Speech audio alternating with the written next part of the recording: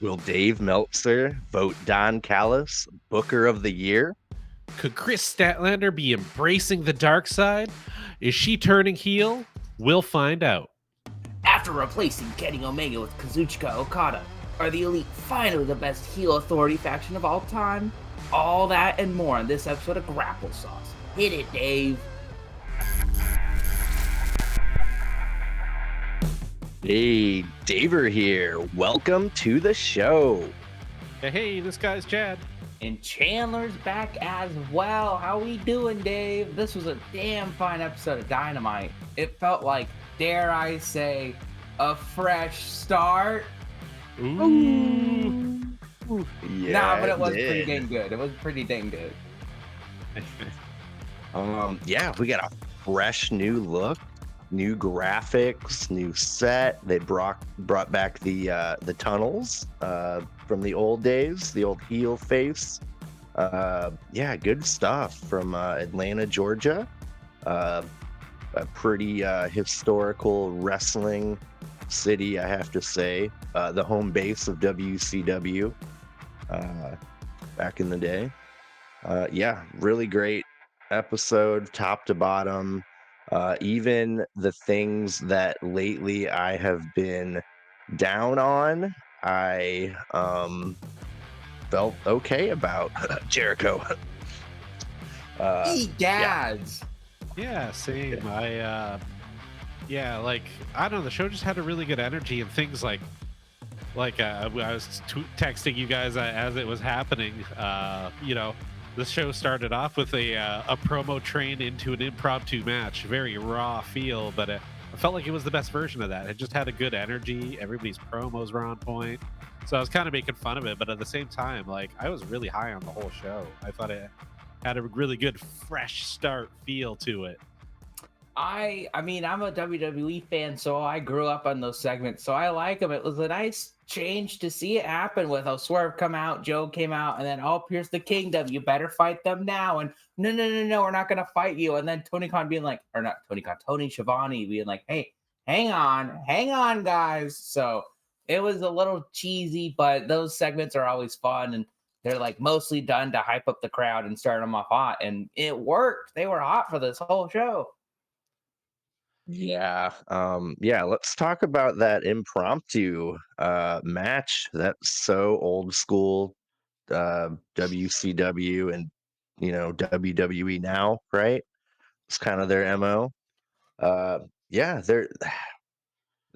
I feel, like they're taking heed from someone or something about, what they need to be doing. Like, this is different. Everything felt and looked different. The way they went about the first segment, yeah, everything was good. I felt really good about it. Mhm. Yeah. Would you say it was very satisfying? I would say that. I will. It was very satisfying.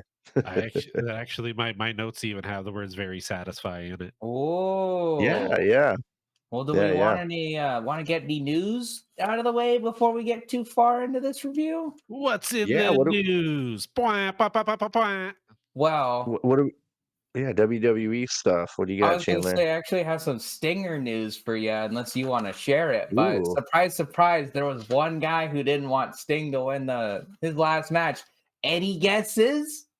It was Sting. Yeah, of course. He didn't want to win it, but I think Tony Khan and the Young Bucks insist. They're like, no, you're beating us. Like, you're winning this. And so I mean, I was predicting the Young Bucks, and a lot of people were predicting the Young Bucks, but undoubtedly Darby and Sting were the right call. So glad they won. It really made that match special. Yeah. If anyone, I think he deserved to go out on top. Like his whole run was flawless, and that was just the cherry on top. Yeah, they had to go that route. Break that trope. You don't have to put over anyone when you go out, like, especially when you're the Stinger. I mean, renowned, uh, loved by all. Uh, People don't really have a bad thing to say about him. Uh, yeah, I think they did the right thing. They made me feel great. I don't think I would have liked it. I think I would have had a weird, empty like feeling if he lost, and Right? I don't have that. Yeah. I So, I, I think they kind of understood that. Like, it's no comparison, but think about Baron Corbin versus Kurt Angle. I know if you've seen that, mm, Chad. Oh yeah. It's so lame to see Kurt Angle's retirement match A be with Baron Corbin of all guys, and B have him lose. Like, it's just a downer. So, I the mean, Young Bucks. if Sting lost, like the energy in that building would have been like name redacted beating taking the Undertaker's streak. Yeah. Like that level of just emptiness. Oh, but yeah, it was the right call. But if in terms of WWE news, it's kind of been quiet because like they're about to make the tag team match official at WrestleMania, where it's Cody and Seth Rollins and Dwayne and Roman. But they've been teasing that since the presser, the WWE backstage or whatever, which was like a month ago. So they're really taking their time with it. But Drew McIntyre referenced the CM Punk All Out rant. Did you hear about that? So it was on no. Twitter, and it was like on Tuesday or Wednesday night, and it was about like the Raw main event or whatever. And he basically like tweeted, "What kind of a empty-headed, dumb," and he bleeped out "mother effer," like Seth Rollins go out there and effing doing business for himself. Like, it's the exact quote where it's what an empty-headed guy like Adam Page to go out there and go to business on himself on live television. He basically said the same exact thing, but for Seth Rollins. So of course all of us are like, "Ooh, he said the thing," but he didn't say it on TV. But it's still like, I did it. Yeah, yeah, yeah. That's seems like a pretty fun storyline to pick up when Punk gets better. Yeah, I think that means Drew McIntyre probably has re-signed because Punk won't be Hmm. back for a while. Yeah. Hopefully, if I Yeah. mean not hopefully, but if he's taking the proper time to get healthy, then yeah, he should take as long as he can. But if they're setting him up for Drew and Punk as soon as Punk gets back, then he's got to be with the company, right? I think he's doing so well right now. He's definitely one of the highlights on the whole damn product, I would Yeah. say. For me, has been for Yeah. years too. He's been one of my favorites basically since he came back. But yeah, him booting he who shall not be named out of the ring during the Rumble, like with the help of Ricochet. That spot was goaded. I love Yeah, it. that Uh, I watched that Rumble back because I didn't watch it live. Oh, that whole thing is great because that's where Edge returns. yeah, Did you hear they called him Edge on Dynamite? they did. I went back like 5 times because I was like, that could be he is here, but it was Taz. So I think it was Edge is here. Haha. Yep. Yeah, it happens. Oh yeah, I Uh, think hasn't JR called it the AWA championship or he called whatever? it the WW. He called Kenny Omega the WWE champion. We all have our That moments, happened. okay? There's a reason JR doesn't do every show now. Yeah. He did resign. Yeah, Uh, one more year. read One today. more year. One more year. Pay-per-views and big events, Cool. I'm sure we'll special see him. special shows. I'm sure we'll see him for Big Business next week because there's a pretty special match in that show. Yep. Hmm. Yeah, let me think here. Uh, Kevin Kelly apparently went on a tirade against AEW and Ian Riccaboni, uh, and he is suddenly not on the AEW roster. And they taped Collision after Dynamite on Wednesday, and he was not on commentary. It was Oh, Nigel and Tony Schiavone. So yeah, there's some type of controversy with that. Uh, yeah, let's see here. Um, Santana Yep, Santana. What about gone. Santana? Oh, he left? Yep, Wow, that's no more surprising. proud and powerful. Man, they should have had the titles. Yeah, they should have been one of the first couple. Yeah, that should have been. It should have.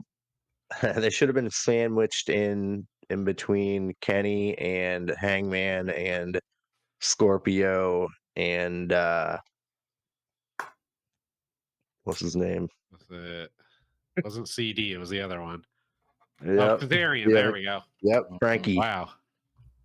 Yeah, Man, I forgettable was guy. so excited for when he had that the Elite Hunter bit going for a bit. Yeah, that Mhm. looked so cool that it just sort of fizzled.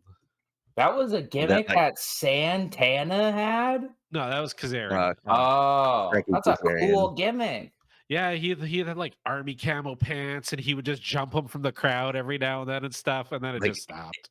Mm. had like heavy metal like thrasher theme music. Yeah. Like it was good. I'm Yeah. sure they're like, "Oh yeah, this is funny. Oh, you want to beat us? Oh, about that. Never mind. We're gonna just pull the plug." Yeah. Because they had that big Um. old Santana Ortiz blow off match, and then it was like Ortiz who was the next one on TV because he was teaming up against like with Kingston against Claudio and Danielson. But Mhm. that's been it. Yeah. Yeah. Wish him the best. Too bad him and Ortiz couldn't figure out their personal issues, which is what that boiled down to.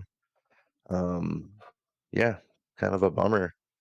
But a positive, although they couldn't be on camera, Lex Luger was actually at Sting's uh, retirement match, and Diamond Dallas Page was there. They actually WWE agreed to let them go if they didn't appear on camera, like during the broadcast. But there, still photos of them No. with Sting after the fact, but yeah, it was Yeah, good. They did got to. you I also heard so the cosplay, that was his original gear that he Mhm. wore during for those matches. That's You ready to really cool. Yeah. ready ready to get your mind blown? The Surfer Sting son, he already had like a pretty low scale gamer YouTube channel. It's called Kothas, where he plays a game called Destiny.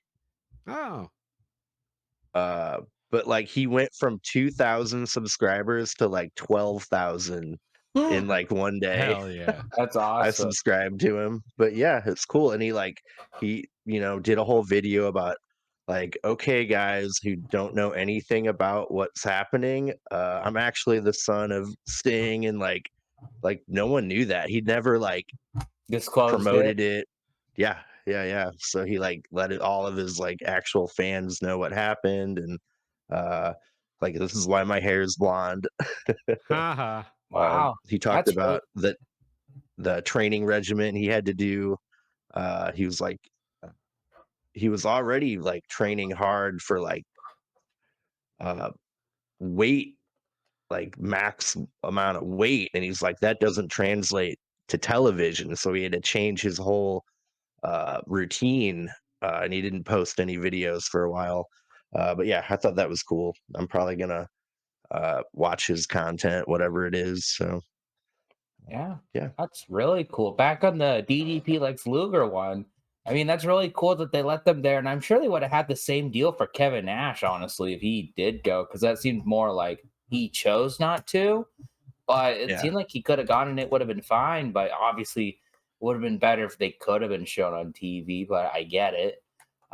It's mostly because those two are going to be in the DLC for the next WWE game. Oh, So they cool. definitely still have ties with WWE and they're definitely still getting paid.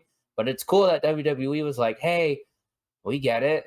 And then I don't think we talked about it because we recorded our podcast before Monday Night Raw come out, but they actually acknowledged the Sting retirement on Yeah. Monday Night Raw. I think Yeah, they were very complimentary about it. Michael Cole Michael was Cole, like, right? yeah, so Michael Cole basically said, another great champion, the Icon Sting retired last night. We wish him the best. And I think Pat McAfee went, yeah, it was an incredible match. So like they didn't say go watch AEW Revolution, but they were like, yeah, Sting retired and it was great. So that's really cool. Yeah. Yeah, actually really great. That was a lot of respect that they showed. So yeah, kudos to them. Like, how could you not? You know? Oh yeah. Like, thank goodness. They have all those pictures and videos of Sting and they're able to at least compliment the guy on his retirement match. Thanks. Yeah. Well, I know I won the punishment preview or prediction punishment, but I'm gonna eat a little last stab here. Ooh. Um, Yeah. My last just stab to, is still on the way. It should be here soon. Pinky promise I will do it for every segment on the Dynamite that it's here. I don't know how much I'll eat, but I'll like dip chips in it or Just a dab. It's something just a dab. fun. I gotta yeah, participate. But I hear Dave here is wanting to participate too, even though he won. yeah, He won the right to eat some. Oh yeah. yeah. He gets to choose. Chad and I have to. So I've made myself a dang quesadilla. Nice. Okay, I'll show you here what I'm doing. Ooh. Careful around the eyes. Mm-hmm. Even though it doesn't taste that spicy to you, it is still very spicy. Look at that. That's a serious dab right there. Like Osprey in that main event. Big time Sean dab. Sean Evans would be proud.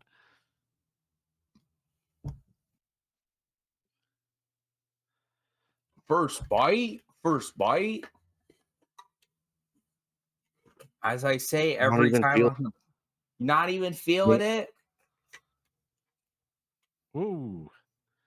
This is not going to go that well for me. It is not going to go that well for me. Mm, mm. It tastes so good. It's so- Hell yeah. How's the spice level? I don't feel it yet. That's what she said. Just eats more and more and more. Like, I'll be good. I'm not going to feel it. Starts drinking the bottle. I'm good, guys. What are you talking about? Like It like shouldn't taste that good. like Steve-O on Hot Ones, fucking shooting it in his eye.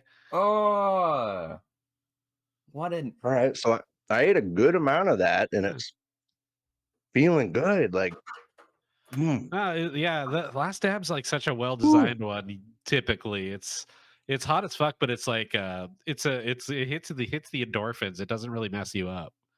mm. now I'm getting Yeah, excited because we all know I can't handle my spicy food, but maybe this will be a little different.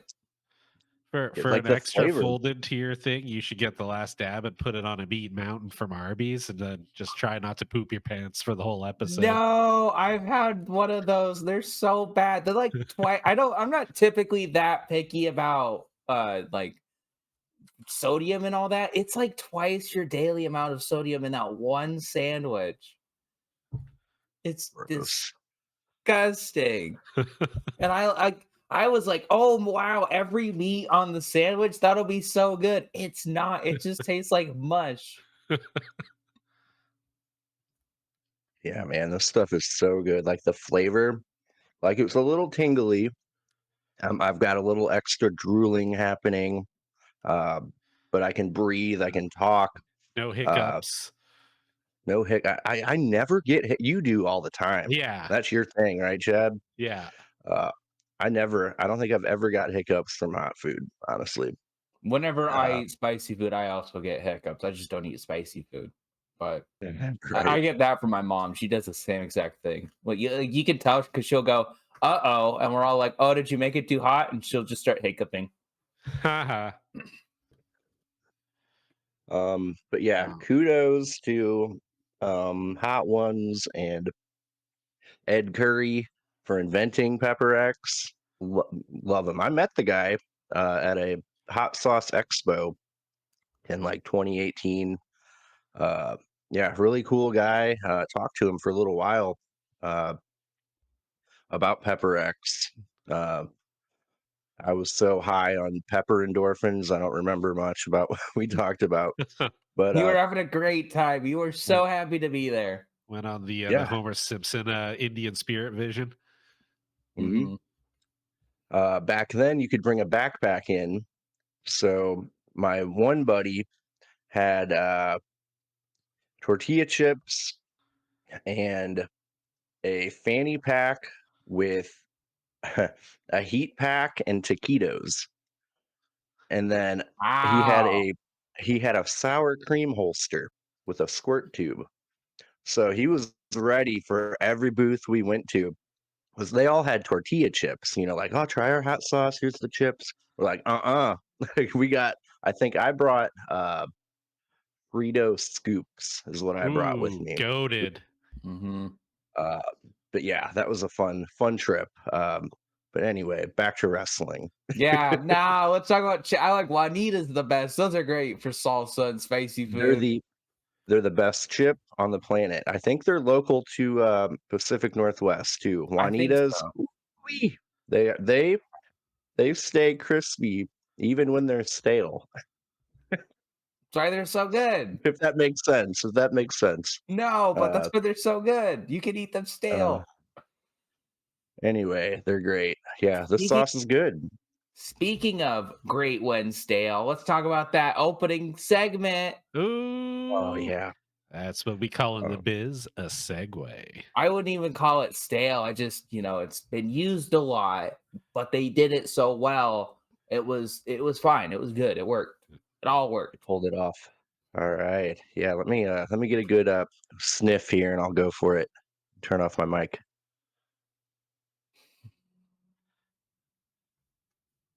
Okay. You didn't hear that, did you? No.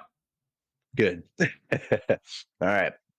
Okay, we get to hear from Swerve Strickland. Comes to the ring. Uh, he says, "What's Swerve's house without the keys?" Good point. Uh, he said 2 years to the day he signed an AEW contract, and he said he was going to be AEW World Champion. Uh, but he's not the champ, and let's see. He did a lot of bad things in AEW, and maybe this is payback. Uh, the crowd is firmly on his side. They're chanting, whose house, Swerve's house.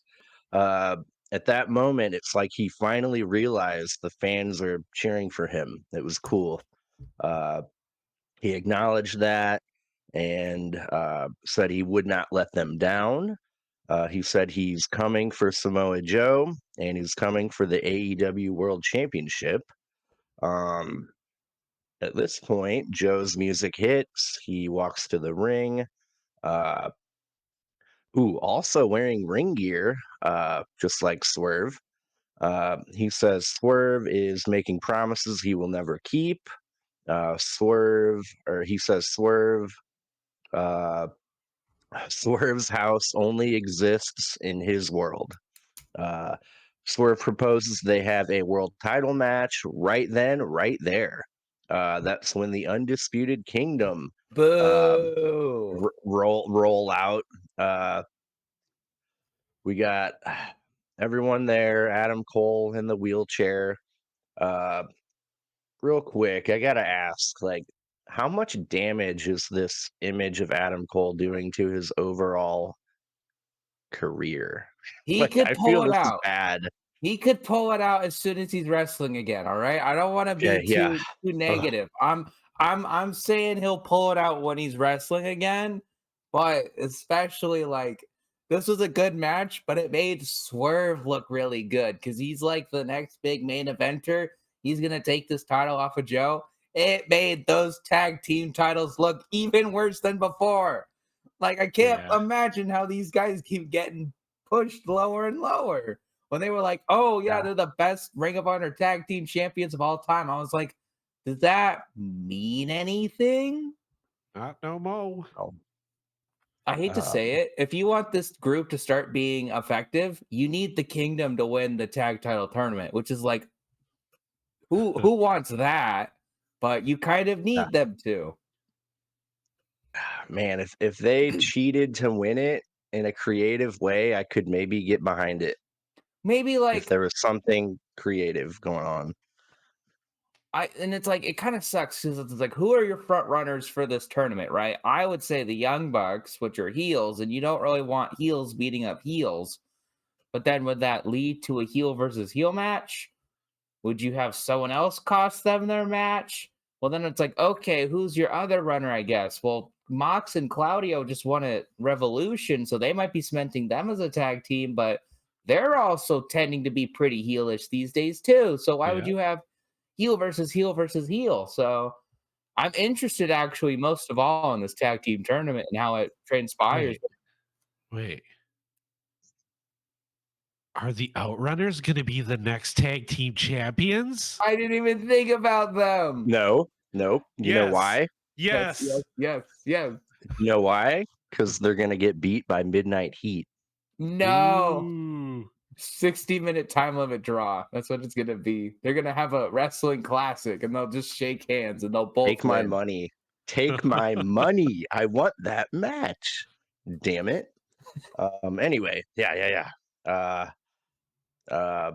got a little sidetracked here. But yeah, I think Adam Cole in the wheelchair, man, it's really damaging his overall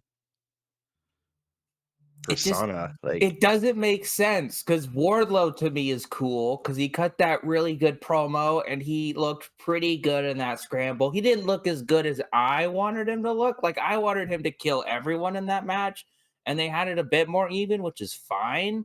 But he still looked good. He still won. And he's still getting a world title match. And at least Roddy looked good in his match at Revolution. So it was like, yeah, okay, you keep this kind of killer thing, but no, Yeah. the kingdom looks like goobers. Yeah, and I'm sorry, but letting Joe just like go full bore on him, call you him Dr. Claw from Inspector Gadget, that shit had me yes. howling.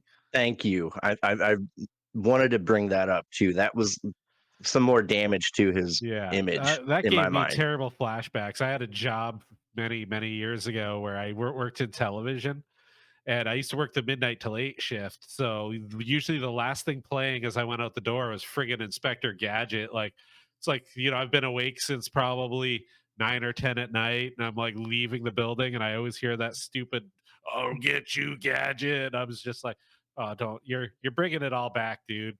Don't, stupid Yeah, Joe." yeah. Um, but yeah, where am I here? Adam Cole says the only reason Joe is still the champion is because they let it happen. Adam Cole says Swerve will never be AEW World Champion, but Wardlow will. Swerve calls Cole Dr. Claw from Inspector Gadget, and he has Britt Baker's second phone number if he needs more clients. Oh, oh, I did like Adam Cole's reaction to that. That was that nice little like you don't say things like that, like classic little bit. So I thought that was fine. Marginally, like comparatively fine for these devil dumpling gangs. Cole proposes Mike Bennett and Matt Taven versus Swerve and Joe for next week's Dynamite. Big business. Swerve says, "How about right here, right now?" Cole says, "No way." And then we find out from Tony Schiavone, Tony Khan says, "It is happening right now." I really liked that. That was Tony Khan, making things, moving and shaking. Mhm. Fastest Uh, booker in the West. Pew and pew. he doesn't have to be on camera. Perfect. Oh no, Uh, I wanted to come up and be like, now hold up, player. it's all right. We got a perfect impression of him later, so we'll get to that. Oh, we're gonna get to that. Guess who found their high point already? We didn't need Tony Khan. We got something better. Uh, let's see. Joe starts the match, but he can't get the job done. Something's up. Can't do it. Swerve makes the blind tag and single-handedly takes out the Undisputed Kingdom and wins with big pressure. He looks at Joe.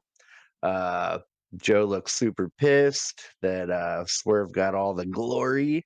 Wardlow walks out. Swerve turns his back to Joe, and Joe chokes him out and stares down Wardlow while he does it. Uh, yeah, great segment that turned into a match that turned into a kind of a segment at the end. Uh, really good stuff. Whatever they're doing, if they have writers now back there and they're not telling anyone, whatever they're doing, uh, this was good. It really kept my attention. Well, that lady, I can't remember, Jessica Pepperman, right? That old Yeah, WWE writer, they Jennifer. hired her, Jennifer. So maybe that has something to do with it. But I took a lot away from the segment. First of all, when Tony Schiavone first goes back to the commentary decks, he immediately goes, nothing like shoving something up their rear end on Adam Cole. And Excalibur and Tab are just like, good for you, man. Good for you. So I just thought that was funny. Uh, and I really liked this match because it was basically Swerve telling Joe, like, when I'm on my game, I can't be beat. And Swerve is on his game right now. So Joe should be afraid of him. And I thought this was, great for Swerve, obviously. He looks like $1,000,000. And then having Joe choke him out still keeps him in that title scene. It's just we got Wardlow to deal with in a week. So we're going to do that. So I really liked that. Do you think we're going to get Swerve and Joe at Dynasty? Or are they going to hold that off for Double or Nothing somehow? Because I would have put Wardlow Joe at Dynasty and kind of keep that like Right? Yeah, get. that was more my headcanon was going. Yeah, Now I we're think getting a bigger Wardlow Joe. show. We're getting Wardlow Joe at Big Business, right? Mhm. Yeah. Man, I yeah. How should we do this? I think no I thought, matter what, if you're having Swerve and Joe as a single match, Swerve should win it first time. yeah. I don't like I know you want to keep the babyface going, but I think if Swerve loses, it would look bad no matter what. So I think you just need him to win the first Yeah. time. Yeah, I don't really care how we get there, but for Wembley, I want Swerve holding that title and I want him to fight Osprey. I Oh think I my could see that. gosh. Maybe Yeah, if you put dude. him on, if you put it on him in April, that'll give him a 4-month reign. And then if Osprey beats him, I don't think people will really be disappointed. I won't, as much as I love Swerve. I think he'll have another title shot like down the line. Like Oh yeah. he's still fairly young, Yeah. also. And they can hot potato it. They've never really done that with the world title yet. Like they've all been pretty solid reigns. If there's ever a time to do it, it should be now. Give Swerve his momentum because he's earned it. And I really like, no matter, despite Okada coming in, Osprey coming in, they're still like, no, we're still pushing Swerve. Like, we're still going with him. He's still the right call for right now. I really appreciate that.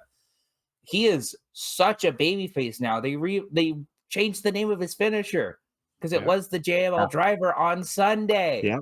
It was the Yep. JML driver on Sunday. Now it's big pressure. So he is such a baby Yeah. face. It is Uh, weird. yeah, no, and I love how they reconciled him losing, and he's like, "That's karma. I did some bad stuff, and this is how I'm repaying it. Is Mhm. I lost that match because that was my karma.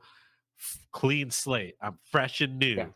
Swerve keeps losing triple threats, but he's not the one getting pinned or tapped out because he lost the one Yeah, against Moxley and Jay White for the Continental Classic, but he wasn't pinned. And then he lost this, but I think Jay got choked out, but he wasn't choked out either time. yeah. So I highly recommend not only you two, Chandler and Chad, but the audience. AEW keeps putting out these little like extracurricular promo videos. Have you guys watched any of them yet? Good I've lord, where seen they're are they? like some Are of they them. on giving us. YouTube? Yeah, they're just on their YouTube channel. The one after Revolution, uh, Danielson and Eddie were backstage in That the was doctor, goaded. like the medical area, and they like had a heart to heart, and like they just like totally like it was great. Yeah, Like it was the they "Did we just become best friends" moment. yep. They interviewed Ward every match. They did a little like interview. Like Garcia did one where he's like super bummed and and Daddy Magic came out and like Yeah, psyched picks him him up. up. He's like, Yeah, you watched it, right, Chad? Yeah, it was excellent. Dude. And then they did one for Dynamite. They got uh what was it? Swerve with like a 3-minute long like promo about this whole situation, like giving more context. And I like they need to advertise those more. Like they shouldn't be on TV, I guess, per se, but You like should. I think WWE sometimes, if it's a .com that caught fire, they'll go as seen on WWE.com or as seen on our YouTube channel, and they'll shout it out one time, and they'll be like, "Go ahead, check it out for more content." So it's not like all the time they shout out their YouTube and their social media, but they do it if something's hot. And so if yeah, these, especially that Danielson Kingston one, that's pretty big for two heated rivals to kind of make amends. So they should definitely advertise some of that stuff. like they probably should have showed a little of that on Dynamite or something. Like it was pretty special to watch that. There And were then a this Dynamite I was go just ahead. gonna say there were a few Revolution recaps, so you could have easily had like, here's what Eddie Kingston had to say after his win at Revolution. Here's what Daniel Garcia had to say about his loss at Revolution. Mhm. Yeah. But yeah, it was cool. They on the Dynamite one, they had the Young Bucks. Basically, Okada was in the background getting uh like a photographer was taking pictures of him for AEW, and the Young Bucks kind of explained what their motives and what was going on. It was really cool. Like recommend people checking those out. Uh, yeah. All right, let's see where we're at here. Uh, we got a recap of the Hook Brian Cage history, their feud, and how we got here. Then we get Renee Paquette in the back with Hook. Um, Chris Jericho interrupts. Uh, he says his first match in ECW was against Taz, and it was in the ECW arena. And Taz suplexed him on his head. He felt he had a connection with Taz, and therefore Hook too. Um, he said he never respected Taz fully until he got dropped on his head at Revolution. He realized Hook is the real deal and congratulated him. Uh, yeah, it was okay. I didn't mind it. He wasn't really trying to take all the attention away from the segment. Real humble. I'm okay with it. Yeah, I'm willing to let this play out because it's not like Jericho was dominating the 8-man scramble, right? Like he fit his part, he was fine. So and he still lost to Takeshita. So I have to remember I have to let him play out. So it's fine. I thought it was good. And he gave Hook his props. And then he came out to save Hook. Spoilers. But it all worked because Hook doesn't really have any friends, and you don't want Taz jumping in there because then the question would always be, well, why doesn't Taz just jump into FTW matches? Which is it's not about that. But I just don't think you should ever have Taz jump in to help Hook. Are we getting Jera Hook? Is this a thing? I'd be okay with that if it's okay, Yeah. if No, it's not. if he keeps up with this like thing where he's trying to add to people's stuff and not be the whole segment, like I feel like he did it the right way. Like he was enhancing someone else as opposed to pulling out the fangs and being the clout vampire. Arr. Remember Big Billy Starks? Ooh. Yeah. Like remember that? Good times. That was a real low point I for remember being sure. Are like, they is gonna be in the tag team tournament? the Golden Jets? No, the Ricky Starks and Big Bill. I don't Predict know. Ricky's leaving. Yeah. Predict that. I don't know when's his contract up. I know it's Sure. this year. He wants to be with Cody. Well, yeah. He's his BFF. We all want to BFF be with forever. Cody. I want to be with Cody. Exactly. All Were right. you saying earlier that they're not doing Cody versus Roman? They're going to do a tag match? No, They're gonna doing do both. both. So the stipulation for the tag match is if Cody and Seth win, all Bloodline are disqualified, but if Roman and Rock win, it's a no DQ match. So a lot of people are saying you have Roman Rock win the first night, and then you could potentially have like everyone that Roman Reigns has wronged over the years. So you could have John Cena, LA Knight, Jey Uso, Sami Zayn, Kevin Owens, like all these names could come out and take out the Bloodline potentially and leave it just be Cody and Roman, and that would be a little bit more entertaining. I don't know. This is definitely one where I'm just letting it play out. I'm not too stoked for a tag match, but you got to do something with Right. Rocket Mania. Yeah. So Yeah. Okay. Um. Well, let's see. Um. Back to AEW, we got a recap of the Samoa Joe, Hangman Page, and Swerve Strickland match. Then we get uh, Matthew and Nicholas Jackson doing their very best Tony Khan impersonation, saying they have two big announcements. Uh, and they will make them later live in the ring. Loved it. That was great. Chandler, off air, you made a point that not only are they making fun of the WWE, but they're making fun of Tony Khan too, and that makes it yeah, so much better. yeah, like you don't want to always be poking at the other brand. Like at least I'm not Yeah. always a fan of it when the Bucks do it. It doesn't always land for me. But I thought this was hilarious, and I love that they're using the Cody Vader. They're not like Cody stinks, but they don't need to. They're using the Cody Vader because it makes sense. They're the EVPs. Like why not? So I wrote I love the Bucks. Oh my god, that's all I wrote. Like I can't believe I love them so much. They're so good in this stick they're doing, and just everything from the all right. And our announcement is I think we should do it live in the ring later tonight. See you there. So I just all of it and the way they like both waited a second. They're like hi, and then the other one was like still like he didn't move. It was so good. Yeah. Um, I like how they like are taking all the critiques from their haters and wrapped it all into one character. Like, love Yeah, it. you mean me? They're taking all of my critiques and putting it in my face, and I'm like, wow, okay, Yeah. these guys are good. It's what they've done since their whole careers. Like Mhm. they got critiqued for doing too many like flashy moves and super kicks.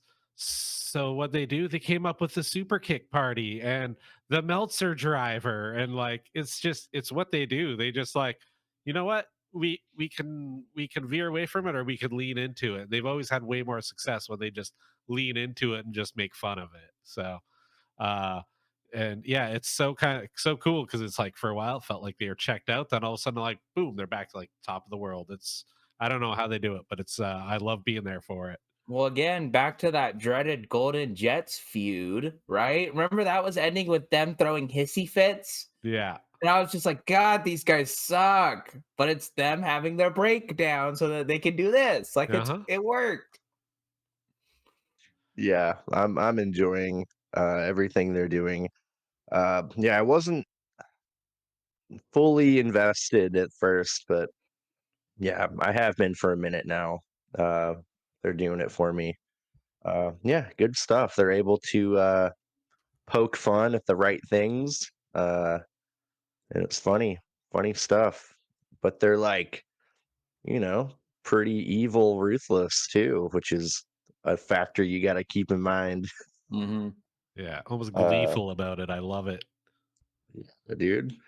Uh, but cool, yeah. Next up, we've got a FTW title match. Not officially recognized by AEW, but it pretty much is kind of their hardcore title, pretty much. I It's always gonna be forget that there's FTW rules in every single one of these. And then Brian Cage put out a chair, and I was like, "Whoa, hey guys, slow down!" And I was like, "Oh wait, it's the match, okay." But spoilers: this was the best FTW match I've ever seen. I thought it was fantastic. It's Dude, exactly what a plunder match should be. dude, Brian Cage, man, I'm gonna say it, hot take maybe, he's underrated. I'm He's starting to really really like him. He was Yeah. he has fantastic in this. dude, No, he it has stepped up. yeah. And I don't mean this in a bad way because I'm actually kind of a really big fan. For me, he's sort of the Baron Corbin of the AEW, and I mean this in a good way. Wait for this, Baron Corbin. Whatever bullshit he's given, he throws himself into it and tries to do the best he can. Where like Brian Cage for a while, it felt like he was almost like the Miro, like I don't want to take losses, but then he went away and came back, and now it's like, what are we doing? Okay, I'll do it. Like, and it was a goofy, silly plunder match, and he fucking gave it everything he had, and he looked fantastic. Like, I know we didn't like Man, it, but he got to be in that Like a Dragon street fight. Like he's being able to do certain things. Like he was in that All-Star Scramble. He was in this match with Hook, who they're definitely pushing. So yeah, I'm liking him right now. I think he's like moving up, not like a crazy amount, like he's gonna win a title or anything soon, but they're right. they're moving him up the cards and making him look at least legitimate while still yeah, losing. yeah, no, I mean he's being rewarded for good work. Like apparently some of the reports are not everybody in AEW wants to like do the jobs and do whatever it takes to tell a good story. And he's just, I'm on board, whatever, let's do it. And now that's gonna get rewarded. Like down the line, he'll move up the card because now a few weeks ago, whatever, he did the job. He looked a little weak, but in the long run, it's gonna tell a better story. Yeah. Yeah, I like his whole presentation, his intro, theme music. I felt like he had a new theme music too. I don't know if I've heard that one. Might just be a Uh, solo one because he's been coming out with the Mogul Embassy Yeah. mostly now, but Yeah, the the Gates of Agony and Mogul Embassy's kind of falling apart a little bit because yeah, it's yeah, one of it's those things where they're gonna ignore it for a while, and I'm fine with it because Swerve is this big old baby face, and they're definitely a heel faction. It's a dumb idea to turn them all face and keep him with Swerve. Like if he's going on this main event run, he should be with Nana, and that's it. yep. But then it's like, well, what do you do with the Mogul Embassy? Because at least Brian Cage is still doing good, and I think a lot of people actually really like the Gates of Agony. I do. I think they're great. Yeah, interesting. Yeah, what are we gonna do with Swerve as a full baby face and a heel stable behind him? That is interesting. Ugh. Does he just separate from them? How does I that think work? Do they kick his ass? maybe if you want, I don't know what the plan for Dynasty is, but if you're gonna throw in another Joe title match just to give him another, which is what we were saying, right? Keep it till double or nothing. Um, would you have like a Brian Cage fight Swerve? Give Swerve a big win on pay per view, and then be like, "Yeah, I'm going for that title now, no matter what." Yeah, that'd be cool. Wow. Remember, Chad, when Brian Cage was like the final boss for like Hangman Page? Like Yeah. that was the position he was, like 2020, 2021. Yeah, I want him back there. Like he was a pretty big threat. And then like, yeah, all that drama happened.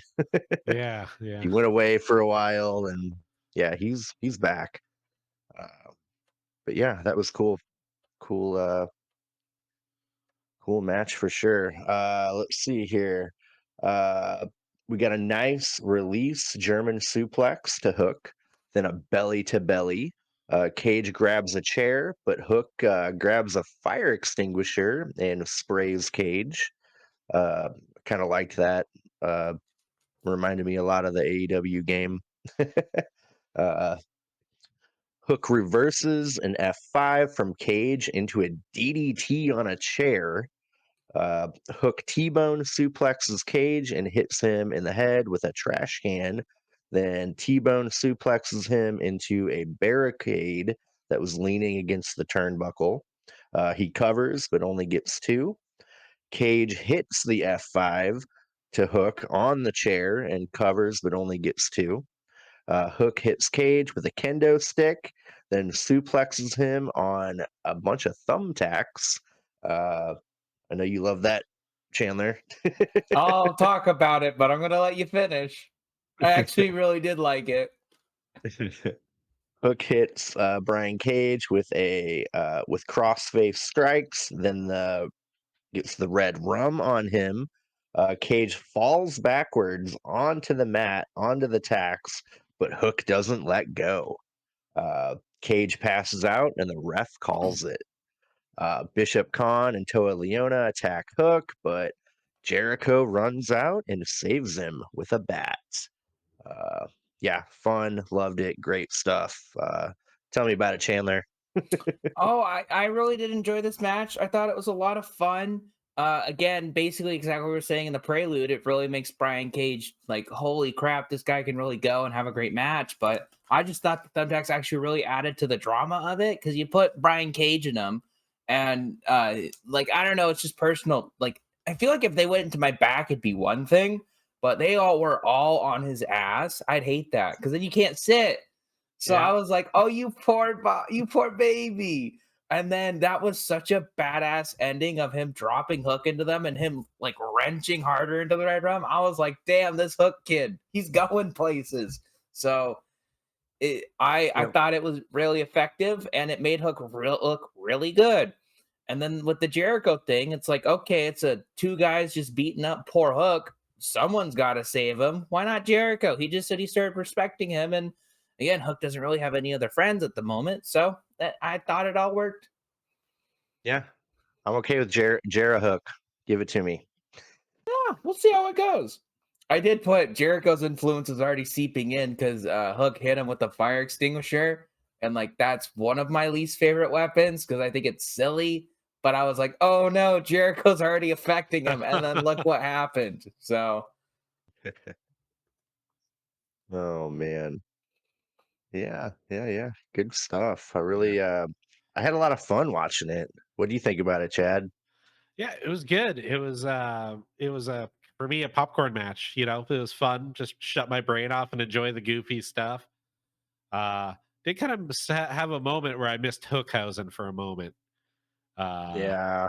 which I hear, so I can't remember what show, but my boy Benji was telling me that Hook has a match against Alan Angels on the Indies. That'll be ooh. pretty dope. Alan asshole. Yeah. But I was gonna say back to Danhausen. Any word on him? Where's he been? Because he was kind of back like last year, right? Yeah, for like a cup of tea. He was tooling around with Orange Cassidy and the Friends, but Yeah. Don't not know. anymore. Maybe he's been on Ring of Honor. We would have no idea. He's fighting Dalton Cat. He's a boy now. Yep. They all wear the same makeup. Uh They collect teeth. huh. If only. That's how you get me to watch Rampage or Ring of Honor. Everyone's either Danhausen or a boy. They all just have Yeah. the same face paint or the silly mask. hmm I want Athena back, damn it. Yeah. Well, she's still the champ, isn't she? Yeah, for like 2 years or something. Like, what is going on? It's like Roman Give Reigns, it a where it's rest. like you should have just had Billy Starks win because it's getting to the point where who can? Are you Yeah. gonna have to send a bigger name down? Is Mercedes Monet gonna have to beat her? No, no, Yeah. no, no. For all we know, there's like an amazing like bloodline-esque storyline going on, but nobody's watching it because it's Ring of Honor. I think there was. I think that was the Billy Starks Athena storyline. She's feuding with Nyla Rose right now, I believe. Uh, man, speaking of Nyla, she hasn't been on TV in like a year and a half or something. Yeah. What if Uh, the plan? What if the plan for Mercedes Monet coming in is just send her down to Ring of Honor? Being like, all right, that's the only place where the women's division is good, so have at it. Couldn't I'm not possibly. pitching that. I don't think that's a good idea. Wrestling, what oh if? no. His Chandler's idea went so crazy that his internet went nuts for a second. Oh, nothing looked different for me. I still look fine, but Do I look fine now? You're coming back. You're coming back. I hear Yeah, you just yeah. fine. You just kind of like got a max headroom thing kind of going on. Oh, is that too old? Do you know what that is? I know it. Yeah, yeah, yeah. I only know because it's like a famous TV Yeah. hijacking and they looked like Max Headroom. I've never seen Max Headroom, but that's how I Or know what a Max Headroom is. or possibly Back to the Future. Maybe. Ooh. I did see Oh that man. once. Oh man. Shoot, where are we? What were we talking about? I think it's Daddy Hook. Magic versus Kill Switch. Yeah. But we Oh were yeah, we were just dude. wrapping up Hook and Cage. So I guess anything else on that? I think we covered it all. Wrap it up. On to the next one. Very satisfied. Hmm. Brian Cage is good guy. Breaking news: we're okay with Jericho for 1 week. Dude, he's not getting my low point for the first time I don't know what my low point would since be. I we've really done this. liked this episode. Yeah, that's what I was texting Dave last night. I'm like, I don't really have one. I mean, I'm sure Chad, because you're the former sound video editor guy from the news, you Yeah. caught some of that weird glitchy It was a little graphic off, stuff. but it wasn't so offensive that it bothered me too much. I was Right. just like, nah, shit happens. Some audio kind of went a little weird, but that would be the only thing. Like, you know, I had to have something, I guess. But Yeah, I'm sure I'll come up with uh, something by the end of the show. yeah. Uh, well, shoot. Actually, before the kill switch match, we had Renee backstage with Orange Cassidy, Trent, and Chucky T. She wanted to, our OC wanted to fill his backpack with another championship, and she asked if the best friends were going to enter the tournament. But Chucky suggests that Trent and Orange Cassidy enter the tournament because he's not cleared. Um, cool, yeah. So they'll probably be in there. What do we got so far? Young Bucks, Undisputed Kingdom, OC Trent, Wait, are they probably in it, or did I say they should win it? I think I said they should win it. I don't think they're in it. who? Kingdom. I don't think they're in it. No. Oh, well, shoot. Okay. That YouTube video went in depth with them. Matt Taven talking to the whole group, getting them like it was like a baby face promo, honestly. But he's like, we got to enter the because he was upset they lost against Swerve and Joe. So he does this big Oh, baby face fucking promo to the Undisputed Kingdom about how we got to enter the tournament. So they're entering it. Like this stuff is crucial. I feel like it's weird. you Like should. Oh yeah, they should call this like the Sting and Darby tournament, like or the Sting The tournament, Sting Invitational. like they. I'm not like the Dusty Rhodes Classic is what I'm trying to get to because they Sting's not dead, but they have a big tag team tournament in NXT and they call it the Dusty Rhodes Classic. So they should call this like the Sting Classic because he retired with those belts. So that should kind you of have need something to do with it. there needs to be an annual tag team tournament or something for Sting, and they need an annual Brody Lee Battle Royal. Ooh. But I was gonna say, this is where you have Trent turn on Orange Cassidy, either to lose the tournament or after they lose a match. This is a perfect time for that Trent heel turn they've been building. So Yeah. I was actually kind of intrigued. So we'll see where it goes. Yeah. Trent kind of had a like not that happy of a look when Chucky was suggesting that too. I feel too like I don't know if he was into it. Yeah, you're right, Chandler. He's This starting is to how get they're gonna jealous. pull He's that off. been jealous, but this is where it all comes to a boil. I think they'll lose their match, and it may or may not be Trent's fault. And he'll either he'll beat up Orange Cassidy for taking the fall, or he'll beat up Orange Cassidy to take his anger out for him taking the fall. Like either or, this is where Trent turns, and that'll make this tournament like seem bigger. If it's like, oh, literally best friends are falling apart due to this tag team tournament, it'll make it feel big. And I know it was mentioned in, I think it was the tag team promo package, which my God, that was amazing. But Tony Khan was like, March 2024 will be one of the most important months in AEW history, which I know he's got to say that, but with Okada already being in, Sting's last match, Osprey starting, Monedo debuting, like he might actually be onto something. Yeah. Yeah, yeah. We'll get to it later, but we're getting Copeland Yeah, Cage Copeland Christian 3 3. in March on the 20th. Good Yeah, lord. he might not be joking this time. This might not be hyperbole. Yeah. Cool. Moving along here, we got Kill Switch versus Daddy Magic. Um, Going back to that uh YouTube promo video they had, we had Daddy Magic mentioning that he he says 97 DDP was the best DDP, right? So that's why he was wearing jeans and wrapped his ribs Ha. for this match. Uh he let's see, Daddy Magic, yeah, I don't think he's ever looked cooler. Like he's becoming a badass. I like what they're doing with him. It's really good stuff. He He still attacks lost kill. very convincingly, but he looked good in defeat. Yeah. He attacks Kill Switch right off the bat. Couldn't get the job done though. Kill Switch just clotheslines him, covers him for the pin. Uh, Kill Switch attacks Daddy Magic, but Garcia runs to the ring to save Daddy Magic. Uh, Nick Wayne runs out, and Garcia gets outnumbered. Nick Wayne hits Wayne's World on Garcia. The Patriarchy are walk to the top of the ramp, and all of a sudden, Edge, I mean, Adam Copeland, attacks them. He attacks Kill Switch, throwing him off the stage. Uh, let's see, he's can't remember what he does to Nick Wayne, like chokes him or something. Yeah, he Uh, immediately just chokes Nick Wayne out. So that's the second time he's choked Nick Wayne out in front of his mom. I just think that's uh, funny. Mother Wayne tries to low blow Copeland, but he knew what was coming. He grabbed her arm and stopped it.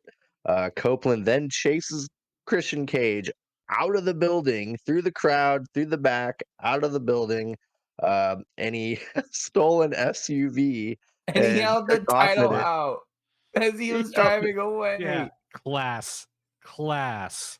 I wrote that it. was so extra, but I love you, Christian. Like he's so good. Yeah. Yeah. Him on commentary, like that whole segment from commentary on, like I was just like, this dude is the GOAT. He's so amazing. Did you guys think that did they do that whole chase scene live or was that pre-taped after he ran in? Because it was so perfectly executed. I'm gonna give him Right. credit, say it was live because it was filmed at night, so they would have had to gone into another arena Yeah, and filmed it. that's So I'm gonna give him that's what I credit. was thinking. I'm gonna give it credit and say they did it live. I think it was done really well. Because if it was shot and edited, it was done well. If it was done live, like the camera cuts the whole chase sequence, I was like, this is fucking ballsy to do and pull off. It looked amazing. That It was that felt really old school WWF to me. I don't know why. Yeah, I was getting like I've never really watched it, but I was getting Attitude Era vibes where it's like a big brawl Yep. through the arena and people are Mhm. getting heated. I loved it. And again, Danny Garcia didn't stand tall, but he's still in this picture, right? Yeah. He got Yeah. he got beat by everyone, and Adam Copeland won because he came out with a chair and sneak attacked them all, right? So I'm excited for Copeland Cage 3 in Toronto. I think it'll be a good match. And Adam Copeland loves losing I Quit matches. So he'll probably lose that because I'm still saying Danny Garcia is the one to take this title off of Is Cage.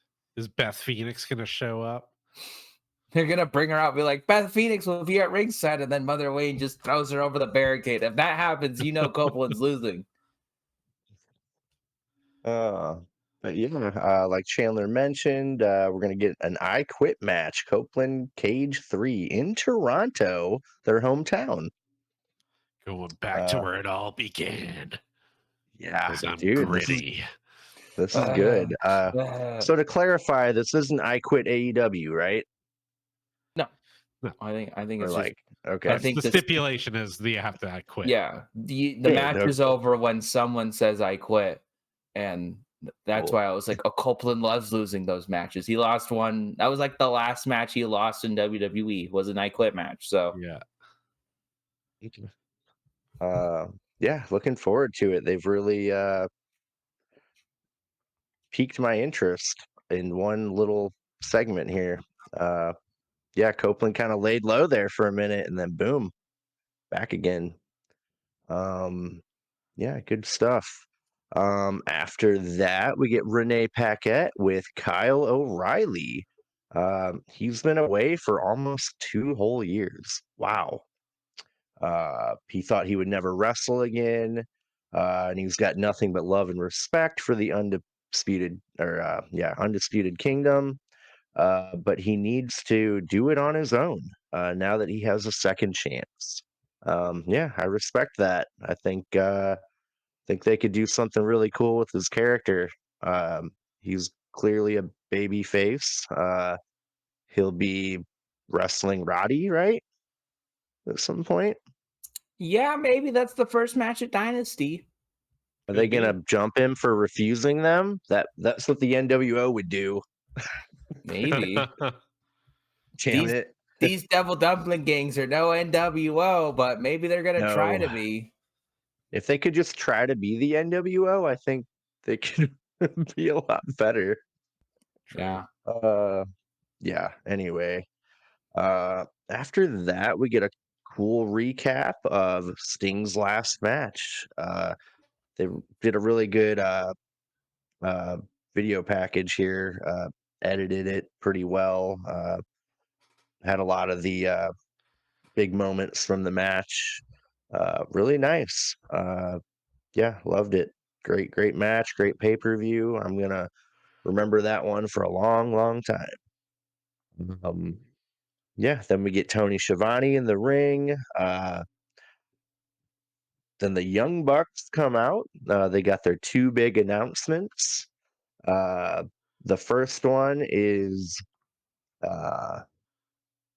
see. Oh yeah, they complain about Sting and Darby cheating with their friends from their retirement home, and Sting's 6'8", 305-pound sons. Was he doing an impression of someone? Was that like a Jim Cornette or something? Like I didn't know. Ooh, Does I just like it felt like he was trying to like do an accent and like make fun of someone in that. I didn't know if that's just how he's gonna talk now or he was just fired up. But I was thinking, especially with that 6'8", 305 pounds, like I kind of felt like maybe that was a Jim Cornette kind of jab, but it was funny. little sidebar here. I cannot watch Jim Cornette anymore. Like there were times back in the beginning where he would have a few valid points that I would kind of like get into, but he's just so bitter. Like Yeah. he hates AEW and everything they do so much that he's just so negative about and like he'd be like, "Oh, this is just crap," and walk through how everything sucks so bad. And I'm thinking in my head, like, I kind of like that segment, like I just can't I can't do it anymore. He's just so bitter and negative now that any valid point or critique he would have of AEW, I don't even care to listen to. Yeah. Broken clocks are right twice a day. That means they're wrong every other minute of the day, right? So I Yeah. think we're just in a big old he's wrong and maybe he's just out of touch. He is old, you know. He's from a period of wrestling before most of us were watching. I mean, the territory days, Yeah. right? Yeah. So Mhm. he's way old. He's still bitter about Vince McMahon buying out all his crap. So the thing about AEW, like, oh, this promotion that was able to start and is like a clear, solid competition to WWE. Ugh, I hate them. So I think it's just sour grapes. Yeah. There are things that aren't his taste, Yeah. match styles and performers. Like he hates the Young Bucks, Kenny Omega. He hates Orange Cassidy. Yeah. Uh, I'm sure Osprey is probably not very high on his list either. Well, I started watching his review of the Takeshita Osprey match, and he just starts dogging it from the get go. And you know how his thumbnails are like a funny Yeah. cartoon of what they're talking about? It was just Takeshita on a toilet, and then like Osprey doing something stupid. Like, come on, like, yeah, I just can't do it. I've officially like I've tried. It's Yeah. clickbait. I mean, there like Yeah. don't get me wrong, there are things in AEW I don't particularly like. Like this will be controversial. I don't really like Eddie Kingston or FTR, but just because they're pushed doesn't mean I'm like, oh no, AEW's failing. Like I still like Eddie Kingston from time to time. I still like FTR from time to time. I can tell they're incredibly talented individuals. They just don't work for me. Like there's a big Brother. difference between that and going, oh, AEW sucks because it's all flips. Like, Yep. oh. Yeah, Anyway, that was my speaking about little flips, the yeah. Young Bucks. Let's see here. Yeah. So they let us know that Hangman is suspended from the Elite key there, Yeah, indefinitely without pay. Did they mean to say all Elite Wrestling? No. Like, I so think he's I not suspended from all Elite Wrestling for No. punching referees. no No, I think because they were being very specific. Like a lot of their stuff comes off, and we talked about it off air too, a little too. A lot of their stuff comes off as, did he mean this? I think they're always very calculated with what they say and how they mean it. I think when it literally he's suspended from the faction, and I didn't realize factions paid money. I think what really sold the difference to me because at first I thought it was like, oh shit, they just suspended Hangman and fired Kenny Omega, right? But it's different because they were like, oh, here's our newest member of the Elite, not newest member of All Elite Wrestling, Kazuchika Mhm. Okada. And then on commentary, they were like, they had to clarify, oh, Kazuchika Okada is not only All Elite, he's joining the Elite. Like it's Yeah. like there's a difference between they're all elite and he has joined the elite. So I think they're just suspended, but it's a good clickbait. Kenny Omega fired from AEW. Hangman on the Yeah, page yeah. suspended from AEW. Like it's good clickbait, but it just wasn't what it was. And I'm sure it's just covering for Kenny. And I'm sure this is just building up to Omega Okada like 6 or whatever. Is anyone going to Mhm. complain about that? Never. No, no. Yeah, they say Hangman is suspended from the Elite. Omega is fired from the Elite, and they get Because he missed interrupted his by date for no good reason. yeah, yeah. They get interrupted by Eddie Kingston. He throws money at them. He has something to say. He knows he was going to get fined anyway. That should have been the hint there. The money flying. Uh, Eddie attacks them, but Matthew low blows him. They are about to give Eddie the EVP trigger, but we hear the sound of a coin dropping. We got Is that Okada. Mario? Super Mario making his all elite wrestling debut? Nah, it's Kazuchika Okada. Slightly worse, but we'll take it. Yeah. Yeah, we got Okada wearing a really nice suit. Should have been a big giveaway. Uh, Okada looks like he wanted to hold Eddie back, but gives him the Rainmaker instead. Um, Okada is the newest member of the Elite, according to the Young Bucks. Yeah, great. I love it. So what I'm hearing is Okada has been basically a good guy for most of his career, like the hero Yeah. of New Japan. And he's when he started out, he was like a shithead heel. Uh, and now that he's a heel again, like people are praising that, it's a good choice, a good creative choice to have him do that. And I agree. I'm really, really interested in this. I think it's really bold and I think it's really brilliant because you already have Will Osprey. Like if you look at like archetypes of wrestler coming in, a very common one is they're just gonna ride the hype of them being there, which is what Will Osprey's on right now, which is fine. But you don't want to have the hype of Will Ospreay is all elite, and it's just holy crap, we get to see Will Ospreay on Dynamite. He's wrestling all these great guys. Like that was the Takeshita match, that was the Fletcher match. You don't want to do that too many times. And I bet you when Monet comes in, that's going to be kind of the same thing. Like, holy crap, Mercedes Monet is in AEW. Here's her just up against Britt Baker, Saraya again, like all that. You're not going to want to do that with Okada.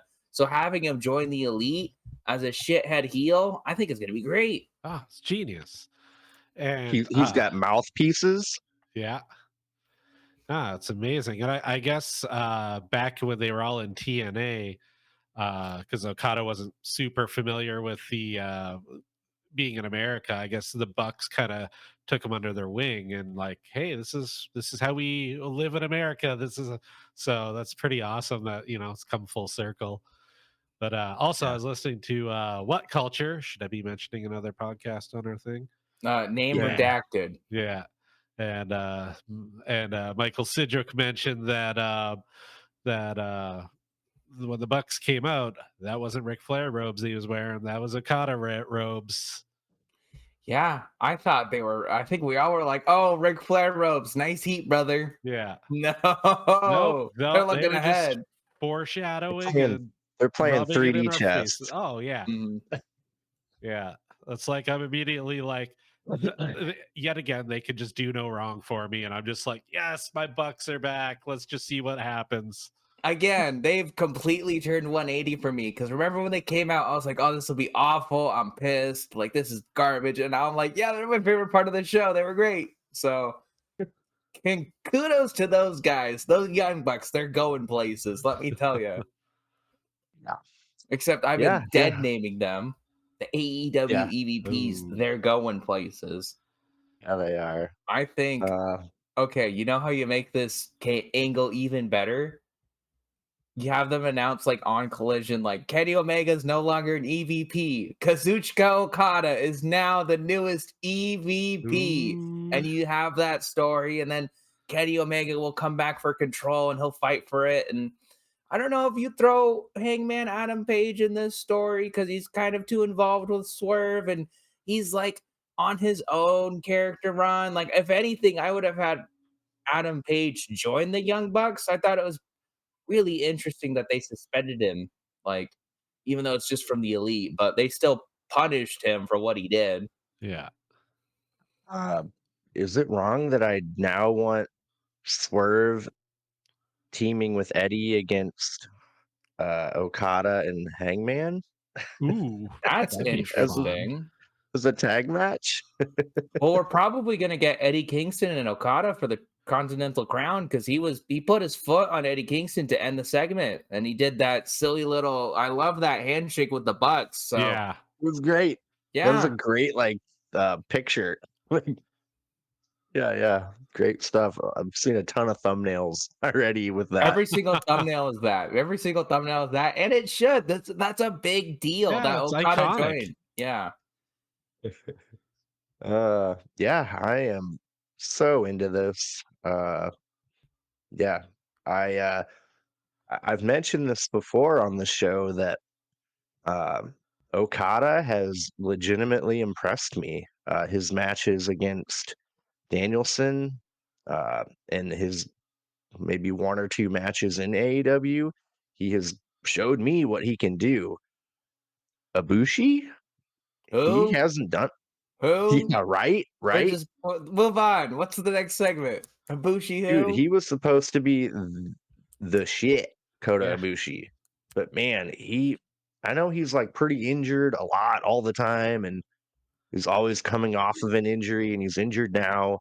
But the maybe 4 matches he was in AEW, like none of them impressed me at all. He didn't do anything that made me go, "Oh wow, like I've never seen that," or "That was really great." Like, I don't know. Yeah. Is that a hot take? I don't know. It's how I felt like before we started this podcast, and I was watching like very little AEW, right? Like I had never seen a Kenny Omega match, a Will Ospreay match, and their match at Forbidden Door 2 was so good. Immediately, I was like, "Oh, everyone's been right this whole time. These two are some of the best guys ever. and I've been an idiot for not watching them. Like that's how good that match was. And even Okada, I was like, oh, that's why everyone says this guy is one of the best of all time. He is. Even in that tag team match on Dynamite with Orange Cassidy, like what little he did, it was fantastic. So yeah, all these people, they can have two matches, and Osprey with his two matches so far in his AEW belt, and they've already like made AEW feel bigger. So these are big, like big names. And Ibushi, I think, I don't want to speak for the man, but it's very common for wrestlers to have a very severe injury and just not be able to shake the cobwebs off when they come back because they're Yeah. either, you know, understandably scared to injure themselves that way again, or their leg, whatever, didn't heal right. So that's kind of understandably so. But of course, they got to hype him up because of who he is, what his past is. But hopefully, it's kind of like with CM Punk right now, right? I hope he can just rest up, real focus on your health. And when you are ready to come back and your body's ready to come back, then I'm happy to see you. But CM I Punk's got a a little bit question. different because he's still involved in a storyline, like actively involved in a storyline. But I got a question. So a really bad injury, how much does possible psychological trauma come into play? oh, Like you're up on the tons. turnbuckle and you're like this is what happened last time, like Yeah. man, that must be a struggle Yeah, I mean, internally. think about like I always think about how Seth Rollins injured his knee in his first WWE title run. Like it's kind of tragic because he had a fantastic WWE title run. And he didn't get injured in a pay-per-view match. He didn't get injured in a Raw match. He got injured on a house show doing a move he's done 100 times. And look at Finn Balor. He got injured at the worst possible time as he Oof. won a That new was title, and heartbreaking. he was gonna be the face of Raw, and he did a buckle bomb that Seth has done 100 times, and it just didn't land well. Look at Sting in his first retirement, did a buckle bomb. He's done it 100 times, but just broke Sting's neck, and like it just hit him wrong. So these things happen, but Sting was able to come back. Balor hasn't come back fully, but he had his kick-ass run in NXT, so he still got it. And Seth Rollins has obviously come back and been a badass Mm, since then. So, like, yeah. I think you just got to think about like what goes through these guys' heads. Like, these are all pretty standard moves that Seth Rollins used to hit a buckle bomb every week. Yeah. Like, yeah, it's just a lot to, yeah, think about. Like, clearly they have moments where like maybe they just have a flash in their head of the pain they felt, or like, like should I do that? Like God, it's got to be crazy at points, but maybe like, just like human beings, like people are able to suppress that, or Yeah. some people might not even be bothered. So Again, I don't want to speak too much on the guy, but like look at maybe Dante Martin, for example, right? He had that horrible yeah, break, and he's still been really awesome in his return. Like I really like the guy, Yeah. but he I hear still he's has kind back. of caught I see himself some, a couple I times. see some caution. I see So caution in his I in think his that's understandable. work. He's a like genuinely high risk move set. Things can go Mhm. wrong when you do that many flips and dives, and if he's kind of catching himself and still able to pull it off safely, I don't think that's bad. Yeah, yeah, yeah, yeah. Um, but yeah, real interesting stuff, man. Uh, yeah, we got Okada and AEW. Uh, yeah, we're definitely in a new era A good women's for sure. segment. Tony Khan fixed the women's division. Yeah, I'm so much praise for this match. Oh yeah. Chris Statlander versus Riho. Good lord. Yeah, nothing but good things. They complement each other so well, with Riho and her tiny yet quick, uh, and explosive move set, against Statlander, who's more calculated, more impactful power moves. Uh, yeah, perfectly complemented. And then I'm really loving what they're doing with Stokely and the internal conflict of should I, shouldn't I use a weapon? Yeah, so good. But yeah, Statlander. Uh, got Riho in a bear hug, and then delay vertical suplexed her. Statlander gorilla presses Riho and just drops her to the mat. Riho stomps Statlander, then gives her a drop kick. Riho gives Statlander a Northern Light suplex, beautiful for a 2 count. Riho hits a 619 on Statlander, then a diving crossbody. Riho hits a really beautiful dragon suplex, covers Statlander for 2. Statlander power bombs Riho, covers, but Riho kicks out. Stokely throws a chain in the ring again. Statlander grabs it, but throws it on the floor. Riho rolls up Statlander for the win. Uh, Statlander and Hathaway argue. We're getting a heel turn, right? At the very least for Chris, but I really like this Yeah. because it's multiple different possibilities you could go. Like I was thinking, do you have Willow turn? Probably not, but you could have babyface Willow against heel Chris Statlander. Like that could be really interesting. But this match was awesome. It was like Suplex City all over the place because Riho hit a great Northern Lights suplex on Chris Statlander. I'm always like, oh, it's gonna land on her neck. Oh, she just got it, and it looked great. I loved the deadlifts from Chris Statlander to Riho, where she would like flail to get out, and Chris Statlander was like, I don't give a shit. So I really liked this match, and I really liked how Stokely just threw the chain and perfectly distracted the ref. But Chris Statlander was like, no, I can do this. I can beat Riho on my own. And she rolled her up, and then the look on Statlander and Stokely's face, I was like, holy shit. Yeah, Like this is it a was super good acting. yeah, this is a super complex angle for the women's division. What the hell's going on, Tony Khan? But I loved it. I thought it was really good, really well done, and I'm actually really looking forward to the future of this feud or collusion, whatever you want to call it. Yeah, no, and like you mentioned, the future implications, like you saw the wheels turning a little for Statlander. Like she considered it for a minute. She was like, no, I'm not going to do it. Mhm. I think for a minute, I think she was going to. But yeah, I don't think Willow can be corrupted. So is that like you said, is that down the line going to end up being like super face Willow against heel Stat? Like that could be really cool. Because like Good. or maybe Willow turns too. That'd be pretty badass. Like that'd be wild to see her as a heel. I'm trying to Yeah. picture it and I can't. I mean, And there are people that people were like, "Oh, Bailey should never turn heel. MJF should never turn face. Hangman Adam Page should never turn heel." And those have all kind of been proven wrong. That all of those people can be as excellent as they were in their preferred role. They're as good as on the other side. So why not? Yeah. I'm gonna say if the House of Black couldn't turn Willow heel, no one can. If you're Stokely getting Hathaway, sprayed, come on. if you're getting sprayed in the face with magical mist and you still don't succumb, What if it just took a really right? long time to kick in? Yeah. Because it took a long Uh, time for it to work on Sky Blue because she was guy, just goth for a while. And then they yep. had that triple threat at Full Gear, and she was still turning on Julia and fighting Julia. And then Julia pinned Sky Blue. And then after that, they were like, okay, now we're friends. Now we work together.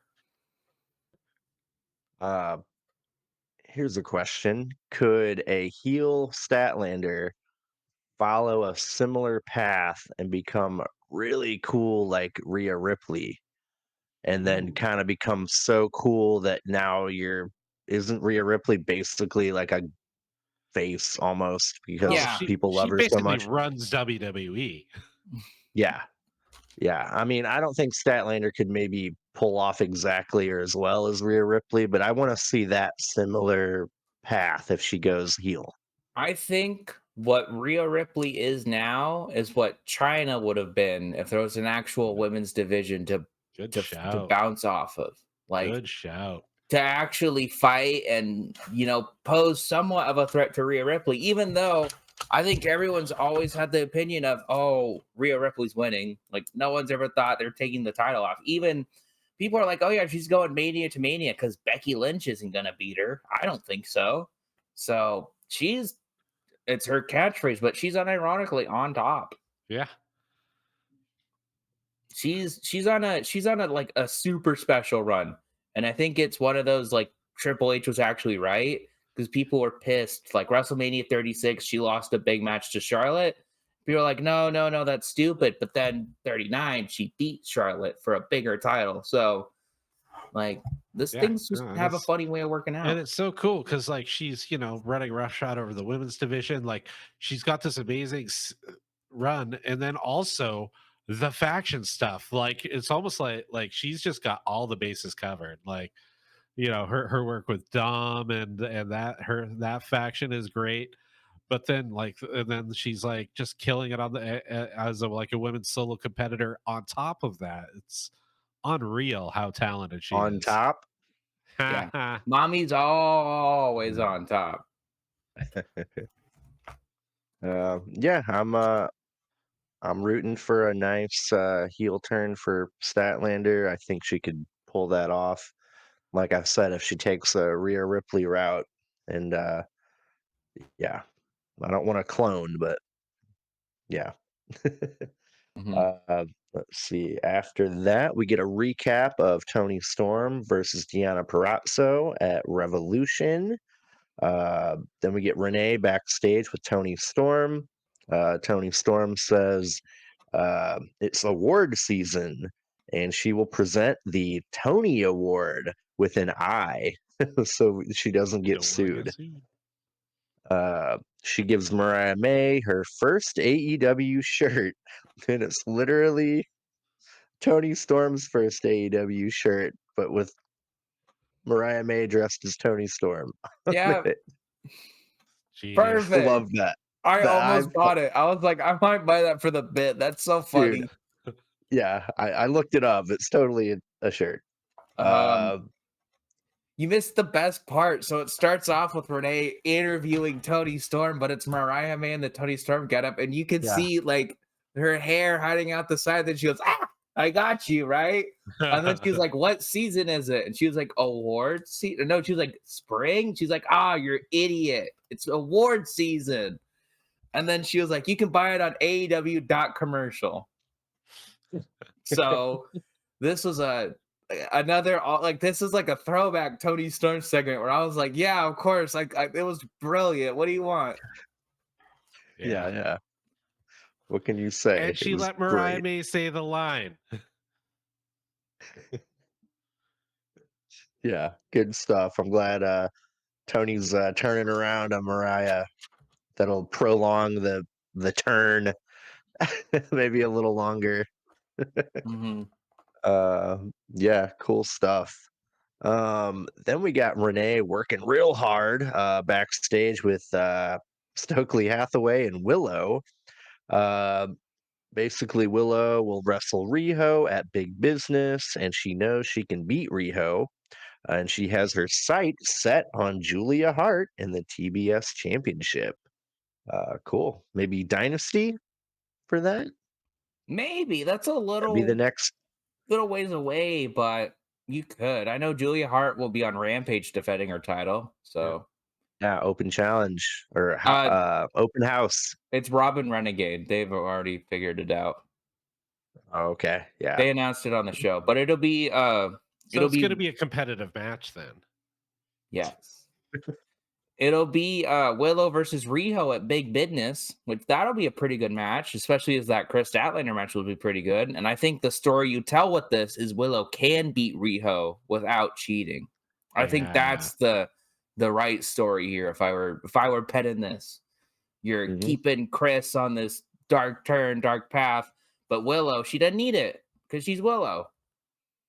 And then Yeah. maybe due to frustration, Statlander costs Willow the title. Julia retains, potentially, or Yeah. Willow does retain, and that creates jealousy from Chris Stat. Or Willow does win the title from Julia, and that creates jealousy from Chris Statlander, leading to a feud between those two. Like, there's a lot of possibilities, like with this. Yeah. Yeah. Shoot. Yeah. I really, really want to heel Statlander Willow feud now. Damn. uh, yeah. Cool. Cool. Cool.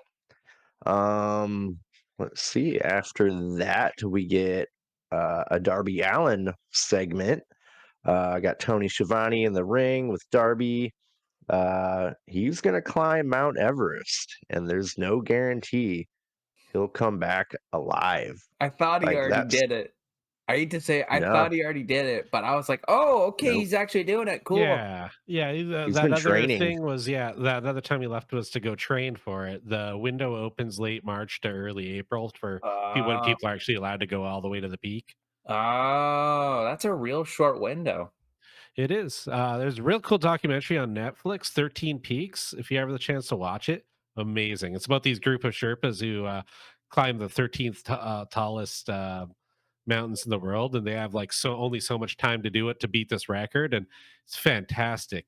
When they did Everest, they basically hit Everest, went down, and then did another mountain the next day. Like it was just psychotic how crazy these guys are. But Jeez. fantastic documentary if you like documentaries. Yeah, yeah. Uh, Darby Allen says he wants to thank the fans and AEW for the opportunity. He also says he can't replace Sting, and he lays the belt in the ring. Uh, the Bullet Club Gold interrupt. Jay White congratulates Darby and Sting.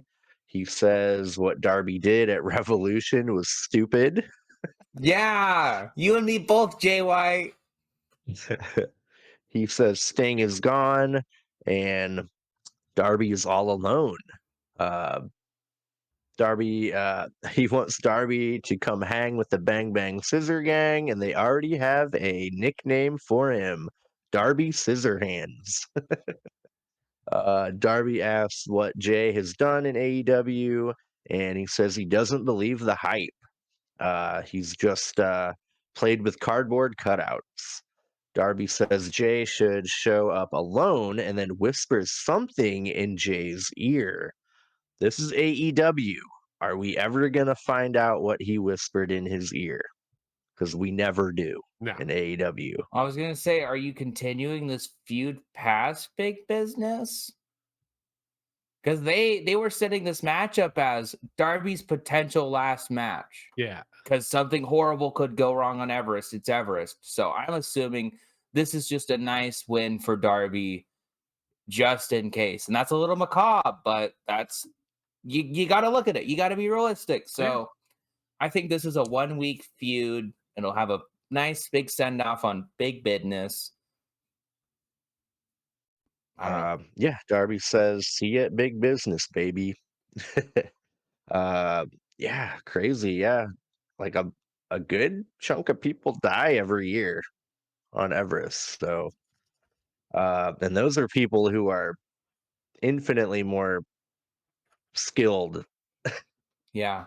than Darby Allen. Yeah. So, like, Yeah. I'm legitimately kind Uh, of like, And he's Darby Allen. Like, is he gonna get to the peak then just jump off because he's Yeah. Darby yeah, Allen? He sees he's someone gonna down below. coffin He's like, drop. exactly. Yeah, He's gonna coffin yeah, drop God.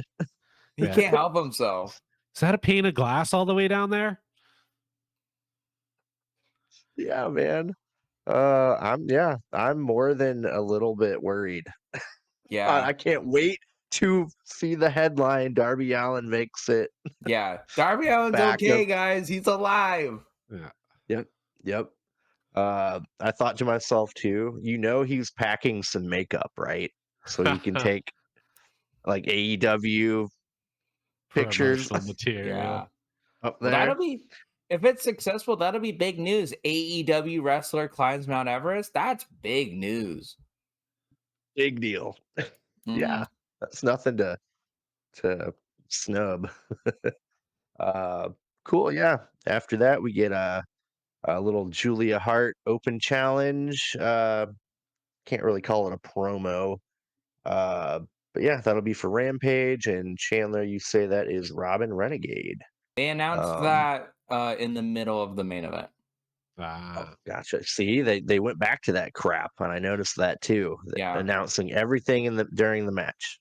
I Not do have cool. all of the collision stuff they announced. So when we get to cool. that, I'll tell them. But it It actually looked like a seems like good a pretty show. Yeah, I definitely watching this week's Collision, especially because of this next segment and who, like, I was writing down who's gonna be Briscoe's friends. Oh, we got our Yeah. treat. Tony Khan's been listening. Yep. Yeah, I was pretty stoked. Did you watch Collision last week? I did not know. Did you? I told you about the pyro bit though, Pyro. right? Yeah. Oh, dude, that was sick. I'm Uh, ironically, I'm looking forward to this match, mostly because Mark Briscoe was so hot, and the idea that Jeff Jarrett's there, and the way Jay Lethal sold it, where he was like, "It's a street fight. You want a slimy bastard in there? There's no Yeah. one more slimier than Jeff Jarrett. So get him in fight there." fire with fire. Yeah, Yeah. Brilliant. And Mark's like, mm. yeah. And Julia singing "Ring of Fire." I liked I liked that whole segment. It was good. Who's going I through a do. burning table? Ugh. Is that what they're All of setting them. up? Yeah. All of them. Julia Hart too. Satnam sing. Oh my gosh. They're gonna have to do 3 tables deep. It's gonna be the Shield power bomb spot combined with a flaming table. This is gonna be such a shit show. I can't wait. I can't wait. I want Dude. Jericho to. I want not Jericho. I want Jarrett to beat them all. Yep. I love Jeff Jarrett. I'm a Jarrett mark for sure. Hit 3 strokes and do the stack 'em, pack 'em, pin 'em from WrestleMania Yep. 37.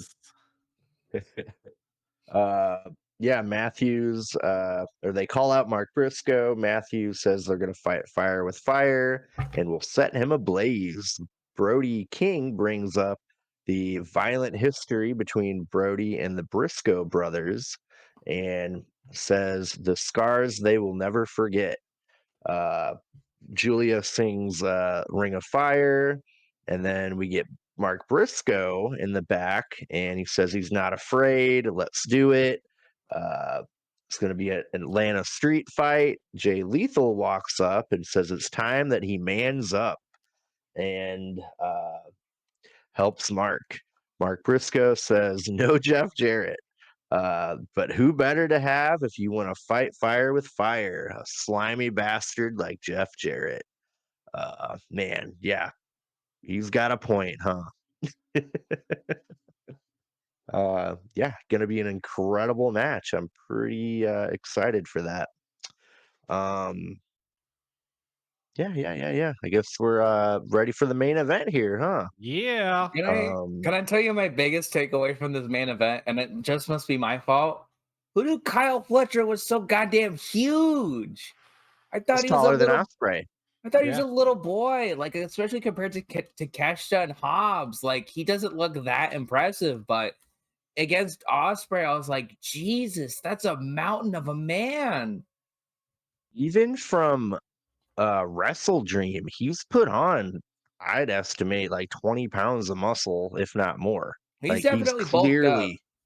he's clearly bulked up since then. I mean, he's in a faction with Will Hobbs. That probably just happens. You probably like bump into Hobbs and you Yeah. like but yeah, Will Ospreay versus Kyle Fletcher. Don Callis might be the booker of the year. Like he's booked 2 of these amazing matches so Yeah. far. Yeah, I was posing the question: what the heck does a Will Ospreay television match look like? Apparently, it looks like another pay-per-view match because that was crazy. Yeah, this is what the new era looks like. Man, like I just kind of soaked it in like during the match. Like there's Osprey, there's Fletcher, the new logo, that everything is new and Yeah, a fresh start. Damn Yeah, it! I'm doing one. they were all over the intro too. It was great. Which I'm gonna that do was some one dab. thing they didn't let the I'm gonna do a intro play out dab. for quite long enough. I couldn't really decide how if I was into the music or not. What did you guys think of it? So I rewatched it on YouTube. They released it, Oh what? and I listened to it a couple times. The new theme, the Dynamite, right, Chad? That's what you're talking about. All right, this is to. I'm only doing it once because I hate these things. This is to the fresh start of AEW. Ooh, dabbing it. Ooh. Save yourself. That's the 250 subscribers. Oh no, this is just the bomb. Oh, I thought you were going to Man. do it for 250 subs. I've already done the bomb as punishment before. Ah. Dude, that's gonna get me in trouble because it's so good. It's gonna Oh, eat my stomach lining away.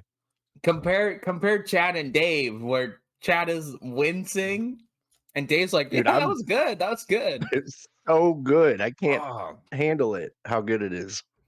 this is vile. I don't know why I keep it next to my computer. This is for you, Will Ospreay. Appreciate it. We're putting our bodies on the line.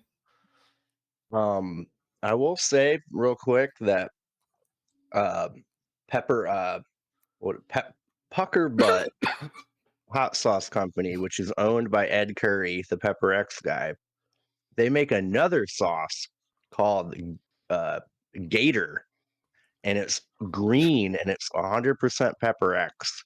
Oh God. I bought that at that Pepper Expo, and that is hotter than this stuff. Like, I'm just like a little underwhelmed. I'm gonna be real with you guys. Like, Oh, this I stuff won't isn't be. doing it. I This stuff won't is be. not doing it for me. All right, fans, just I wait. need something hotter. Fans, you wait for me. I'll make up for all these reactions. I'll be crying. I got the hiccups. Chad's, you got him? I knew it. Yeah. Chad, what did you think of this match? Real quick. I'm gonna shut my mic off for a sec and just go over here and die. You're good. Yeah. We All right, got this. I'll play by play here. Yeah, I couldn't put obviously everything that happened. That's impossible. But Will Ospreay kips up from a shoulder tackle from Fletcher. Ospreay telegraphed the Oz Cutter, or Fletcher telegraphed the Oz Cutter, and Fletcher gives Ospreay a dragon suplex. They chop each other over and over. Fletcher fakes a chop into a super kick. Ospreay counters a Styles Clash into a DDT. Fletcher gets an takes an Oz Cutter on the apron. They counter each other's. It looks like maybe like a pile driver move. They counter that over and over and over, back and forth, until Ospreay hits a poison Rana on Fletcher.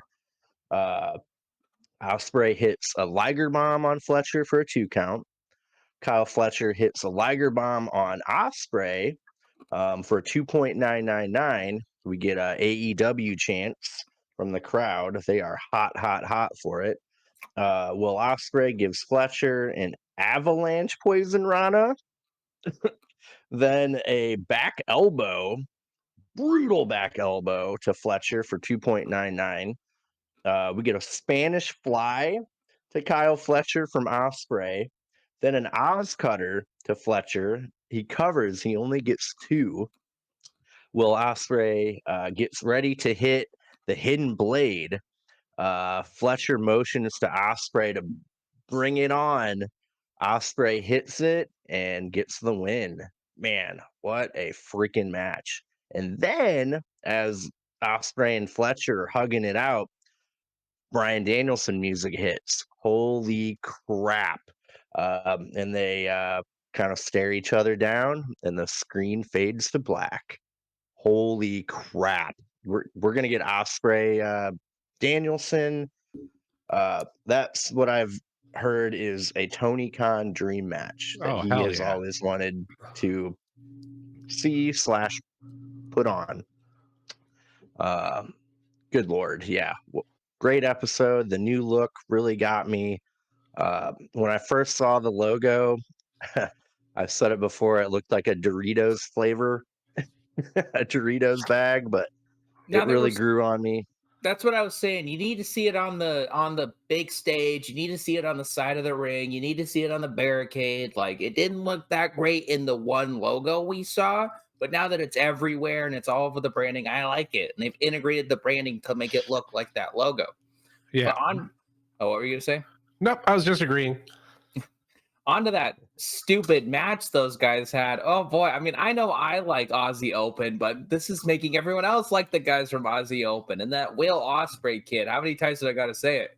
He's going places. Ooh.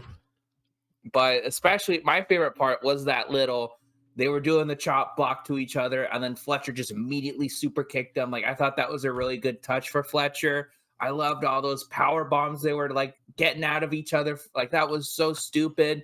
And then they did the I know it's not they originated it, but they did the Chris Jericho spot at All In where they know he's beat, and they're like, "Come on, Will." If they end every single Will Ospreay match like that for a year, he's going to be the greatest wrestler of all time. Yeah, just finish me off. You got me. All these established wrestlers kicking out of everything, and then they get to a point where they're like, "Yeah, I can't do it. Like I can kick out, I can get up, but I can look at you. I can acknowledge that this is over, but this is it." Like Jericho did it great, Fletcher did it great, Danielson should do it. Like, oh yeah.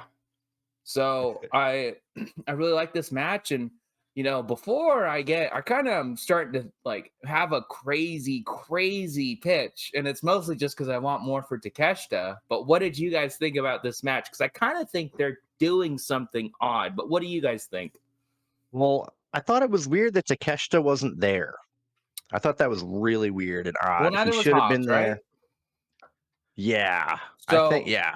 I think they're slowly turning the Don Callis family face. Because Ooh. Okay. I Here, think let me Oh, what were you saying? add this too. Same effect like Jericho. I didn't mind Don Callis on commentary. He actually, if he wasn't like disparaging one of them, it was all like positive, good stuff. Like, Well, they're his yeah, family, but yeah. I enjoyed him on commentary for this situation. yeah. But anyways, I mean, you have everyone was kind of like, "Oh, Osprey will leave the Don Callis family immediately," and maybe that's something they're going towards. But each showed nothing but respect to Takeshita, and Takeshita did the same thing. He showed nothing but respect to Fletcher. The only reason we didn't get a big ol' sham wow of it in the end is because Danielson came out. But Yeah. maybe they're keeping this together and they're turning them face, which is odd, but I'm fine with it because at this point, it's like if you're attaching anyone to Will Ospreay, they'll be over. Yeah. So in my mind, if you're attaching Takeshita to Ospreay, he'll be over. So yeah, more Takeshita, baby. But Yeah, no, I never even considered that. Like, everybody's just saying, "Oh, he's just gonna break from the Don Callis family." But yeah, what if they just all turn face? That'd be amazing. yeah, what if they just stick together? Because you can't turn Ospreay heel anytime soon. Because we all want to see, Takeshita succeed. We all want to see Hobbs succeed. Keep them together because fucking Osprey's a friggin' best bout machine. Sorry, Kenny. I remember I was really sad like a few weeks ago when Chris Jericho beat Fletcher pretty handedly. Like it was like a 10-minute match and he just Yeah. beat him. And I was like, I know I don't care, but that's your Ring of Honor TV title champion. Like, you're supposed to care, Tony Khan. I'm not. But this was one of those, he made Fletcher look great in defeat. Yeah. No, dude's not a jobber. That was a friggin' amazing match. Like, just like Takeshita. Like, there were no losers. It was just amazing for everybody. Compare to that to the Ring of Honor tag team champions, where as soon as the hot guy got in the ring, he just clobbered them and won, which again, I'm fine with because I much prefer Swerve in that equation, but like just compare the two. Was Kyle Fletcher's blonde look new to this Dynamite? He didn't look like that on No, last week, right? he still had the slick back hair even on Revolution. Yeah, I like the look, the blonde look, super cool. Yeah, incredible. Made Fletcher look like $1,000,000, even though he lost, and that's not easy to do, I would imagine. Yeah. But Uh, you know, I was just gonna say another this was a factor, phenomenal Dynamite. What were you gonna say? another layer to this. We've got a similar situation to the Bang Bang Scissor Gang. We've got a piece of the puzzle that will probably be coming back sooner than later. Mhm. Juice Robinson for Bang Bang Scissor Gang, but we got Mark Davis. How is that going to factor Yeah. in with Kyle Fletcher and the Don Callis family?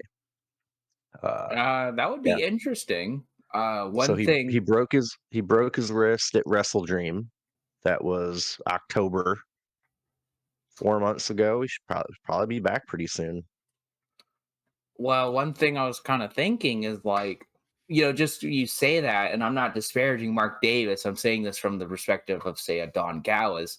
He on commentary was like, "Oh, we only hire young, athletic, good-looking, tall wrestlers, right?"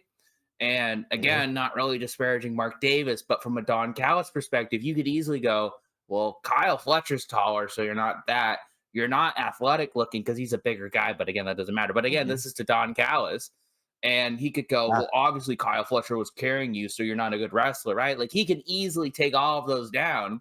So maybe that's kind of the dichotomy here is Kyle Fletcher's torn. Like, do I go back to mhm. Aussie Open or do I continue with this? Because I'm having a lot of success with this, but I was having success with Mark Davis. So that's an interesting story they can tell when he comes back. Yeah. I bet you. So this is the second time Mark Davis has been seriously injured and out, and Kyle Fletcher had to run with the ball. I bet you if it was flip flopped, Mark Davis would be a much bigger name today. Yeah. I think they would have probably done the same thing with him, made him look really good as a solo singles competitor. Um, yeah. Mark Davis reminds me a lot of the Butcher, and where the hell's he been? Yeah. He's I on guess he was Rampage. okay. It's Butcher and Kip Sabian versus Trent and Orange Cassidy. Oh, Ooh. perfect. All right, That's Fun. man. their warm up match for the tag title tournament. But before I forget, here's your collision lineup: Chris Jericho versus Teton. I'm assuming a CMLL guy. Mhm. Mariah May will be in action. Debut of the Elite, so that'll be a probably good promo for Young Bucks and Okada, and probably explaining why Okada's in the faction now. Which I like. I like the decision, but you need a little like, why are you in this? It could just be money, but even then, if he's like, I did it for money, I'd be satisfied with that. You got Danielson versus Shane Taylor, which that's an interesting match for me. I don't really know why you would do it. I'm not against it. I'm sure it'll be good, but maybe it's another one of those. I always wanted to wrestle this guy, and it's just not a Hechicero Yuji Nagata type name. And then finally, you have House of Black versus Briscoe Lethal and Jeffrey Jarrett. Uh, yeah, Looking yeah, forward to not it. a bad card at all. Not at all. And technically, it already happened. So, Yeah. No Yeah. um, spoilers. No spoilers. I think, yeah, I won't say, but I think I did read that the Young Bucks, like, they had a match, like, with Okada. Pretty Oh, sure. Like, cool. the debut was the match that they had. I'm pretty Oh, sure it wasn't okay. just a like we'll hear from.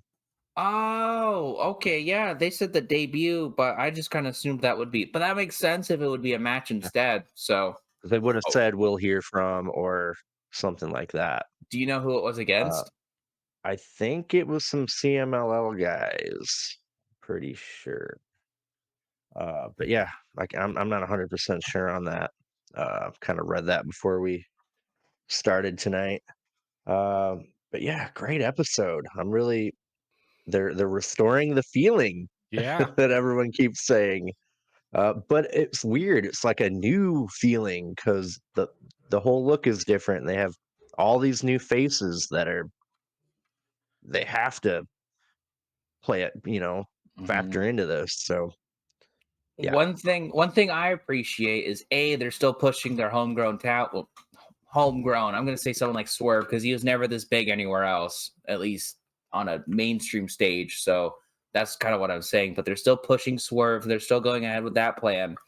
And Will Ospreay and Okada are big names to wrestling fans, but they're not big names to your casuals, right? Yeah. It's not going to Right. draw as like a John Cena or a Rock would if they turned up. But that's why you have these guys go all out. So you go, hey, AEW is going crazy right now with all these new additions from Japan. You should check it out. So it'll be a slower burn, but I think it'll be a longer lasting burn than, not to name names, a CM Punk. Yeah. Mhm. Because CM Punk was Yeah. an immediately big ratings boom, an immediately big merch boom. And then when he did his Punk things, it all kind of died down. And that's why we're here now. But it feels like a really good vibe right now. And so if you just keep this momentum going, and especially with Monet about to come in, right? Like all over the place, this could really step up. Yeah. Yeah, I feel real good about it. Um, hey, I'm a diehard AEW fan. They've, I'll admit, they've gone through some rocky moments for sure. Um, and I'm willing to critique anything that I see that I don't like. But yeah, for sure, I'm feeling real good right now. The overall vibe, Yeah. yeah, good So do things, you guys new, think fresh. oops. Do you guys think that Monet is gonna have an impact on the women's division? Like, are they gonna start getting more time? God, I hope so. Because I it's mean, all well and good that their stuff's more interesting than it was, but still, it was It still just was one only one. segment. I think Monet is going to bring in the actual women's show. I think that's going to be something with her. I have a funny feeling like that'll happen with her coming in. Cool. Let's see. We want to do highs and lows. Yeah, yeah, So sure. I'll start. Kick it off real quick. My high, I'll say anything the Young Bucks did. That's what I'm gonna say. Anything those goobers did. They were great all night. My low,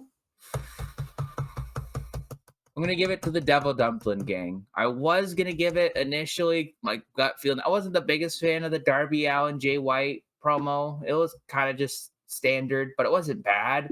But I think, I was really into that Swerve Joe segment, and then they didn't make it lame, but they did their usual thing. So, but that's like everything else was still really good, and it was still a good segment overall. It's just them existing, kind of like how Jericho was for us for a while. Yeah. Them existing in the segment is the down, even though I know they have to be in the segment. It's still a down. Yeah, yeah, yeah, yeah. Let's see. My high point. I'm gonna go with Daddy Magic, Ooh. only because Wow, only bold. because I know that he was being inspired by 1997 Diamond Dallas Page and how cool he is to me right now. He's turned into a badass. Like even though Yeah. he's like bottom of the card, guy. Uh, I as soon as he started going on commentary, it's like, all right, there's something to this guy. But like Yeah, and he the he, way he he backs was up cool. Garcia, like, it's amazing.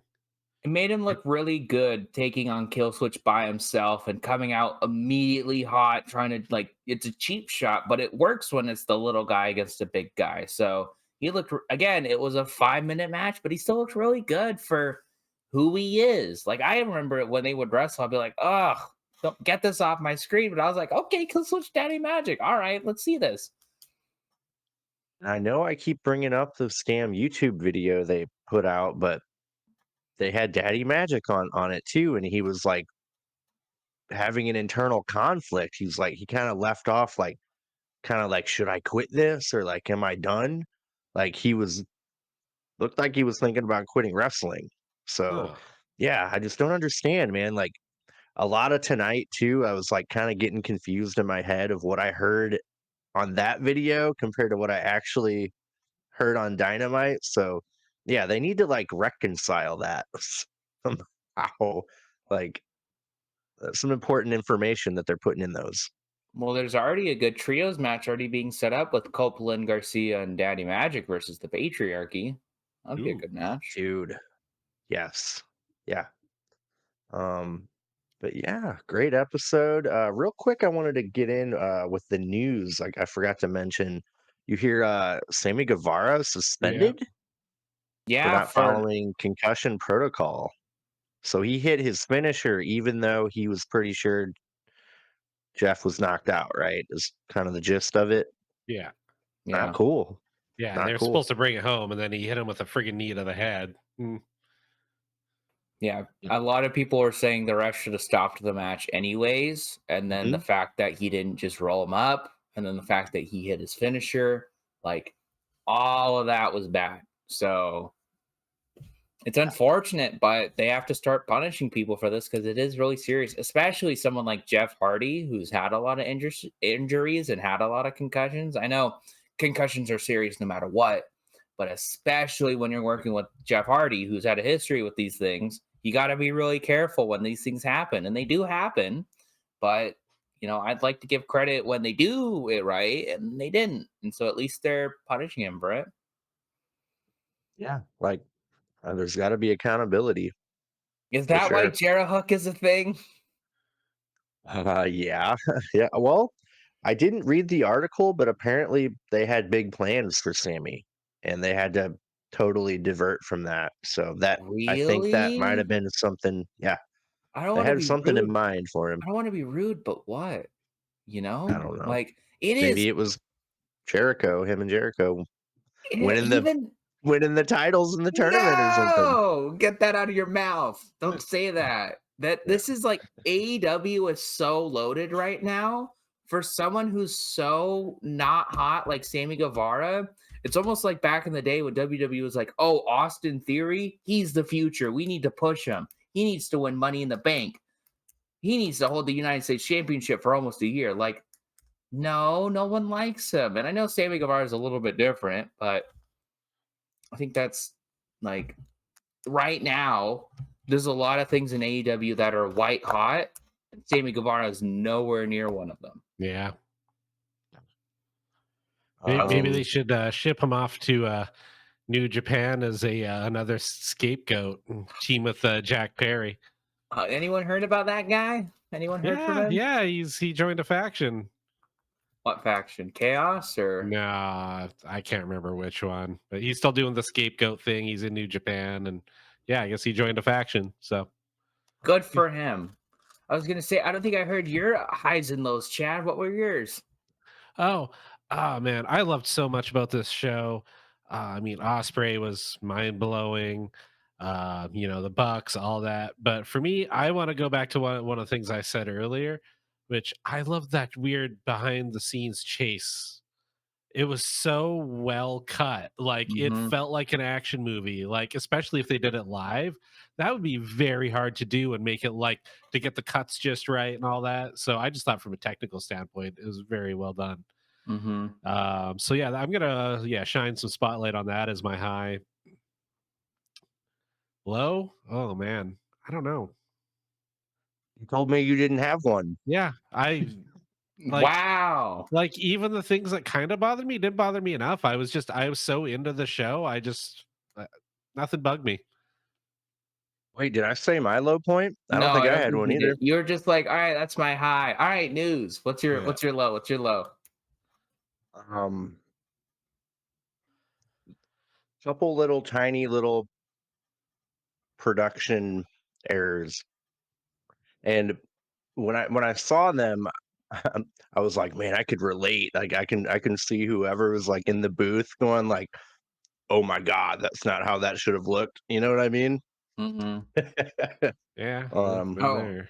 you want to talk about it was restoring the feeling? This is like such a dumb thing for me to be like kind of nostalgic for, but they used to really flub up in the ad breaks on Triller. You could hear Justin Schimmel or Tony Khan cut a promo if they were doing it. So you could hear Tony Khan go, "Okay, Oklahoma City, thank you for coming out. We're so happy to be here. This is the best city of all time." But they haven't done that for like basically the whole year. But they did it again for this show. So I was like, nice. "Ah, the feeling's back." I could hear Justin Schimmel during the commercial break. Yeah, good stuff. Uh, yeah, I'm really enjoying AEW right now. Uh, they've really rebounded from a couple months ago. Yeah, people were kind of not into it. They need to get their ticket sales up though I keep for putting shows Dynamite like and this on. Collisions. Word will get Yeah. out. Mhm. I think if I were to, I think also their like advertising isn't that very good for their local shows, so they kind of need to up that themselves. But if they keep having shows like this, it'll help. All these, oh, Osprey's coming in. He's great. Okada just came in. Oh, he's great. You don't really know him, but he's really fun to see. Like, yeah, let's go to the show. Should they have done a video package about Okada or Osprey for that matter? Should they do more of that for these new people? They did a pretty good package for Osprey when he was coming in last week. Yeah, they did. They It did. it I only guess showed his Okada they AEW didn't. highlights, but he beat Omega, he Yeah. beat Jericho, he beat Cassidy. Like he's had pretty good highlights in AEW so far. He doesn't need to have that much more. And I think Okada, they're kind of doing the WWE thing where your past doesn't matter. It's about your present. It's about what you're doing now. So I think that's what they'll do for Okada. They might go, he's a legendary champion in New Japan. He's great. He's fantastic. And now he's heel. He's a bad guy. He's with the elite. Yep. Yeah. Um, but yeah, great show. Great Dynamite. Loved it. Yeah, can't really think of too much. Just everyone remember, elbow drop that like button, power bomb that subscribe button. I like you. Yeah, you gotta like oh, up and Love it. down. And give us a comment. What do you think of the show? What do you think of our show? uh, yeah, we want to interact with you guys out there. I know there are a few of you out there that actually listen to our podcast too, so that's Mhm. pretty neat. Somebody's listening. Uh, thank you out there for whoever you are. I imagine there might be some Yeah. diehard person Leave us out a there, and review. I they're hear that's a thing that helps. yeah. But yeah, Make sure to think check that out our just short form content too. We make Yeah. plenty of top fives. I hear someone here's making a top 5 craziest bumps, and they just Yep. had to revise it. Uh-huh. I wonder what yeah, it was. There was a lot yeah. of ammunition on Revolution. Mm-hmm. Yeah. Cool. Well, thank you, Chad. Thank you, Chandler. Thank you, Thanks, Dave. That's a real Dave. good one. I'm flying high on pepper endorphins right now. Hope you can go to Uh, bed. yeah, right. Yeah, that sauce is too good. It's dangerous, and I need something hotter. So I'm on the hunt now. Yeah, that just tastes like shit. You're not This is wrong. hotter. Technically, this is hotter, Yeah. right? What are the Scovilles on that, Chad? That's only like 130,000. Yours is like over 2 million. Yeah. That's yeah. the difference? Yeah. Wow. Yeah. But the And I'll flavor, eat the this. flavor is all the difference. I've already taken down like I don't know. I'm like to there on the That's the impressive. bottle. So I've probably eaten I don't know a couple ounces. But yeah, fun show. Me and Chad will be reviewing Collision. Probably have that uploaded probably Tuesday morning. And yeah, thank you all for watching. Keep watching, and we'll have more content for you in the future. Mhm. Thank you very much. And yeah, that about does it. Thank you very much. Bye. Peace. Bye bye.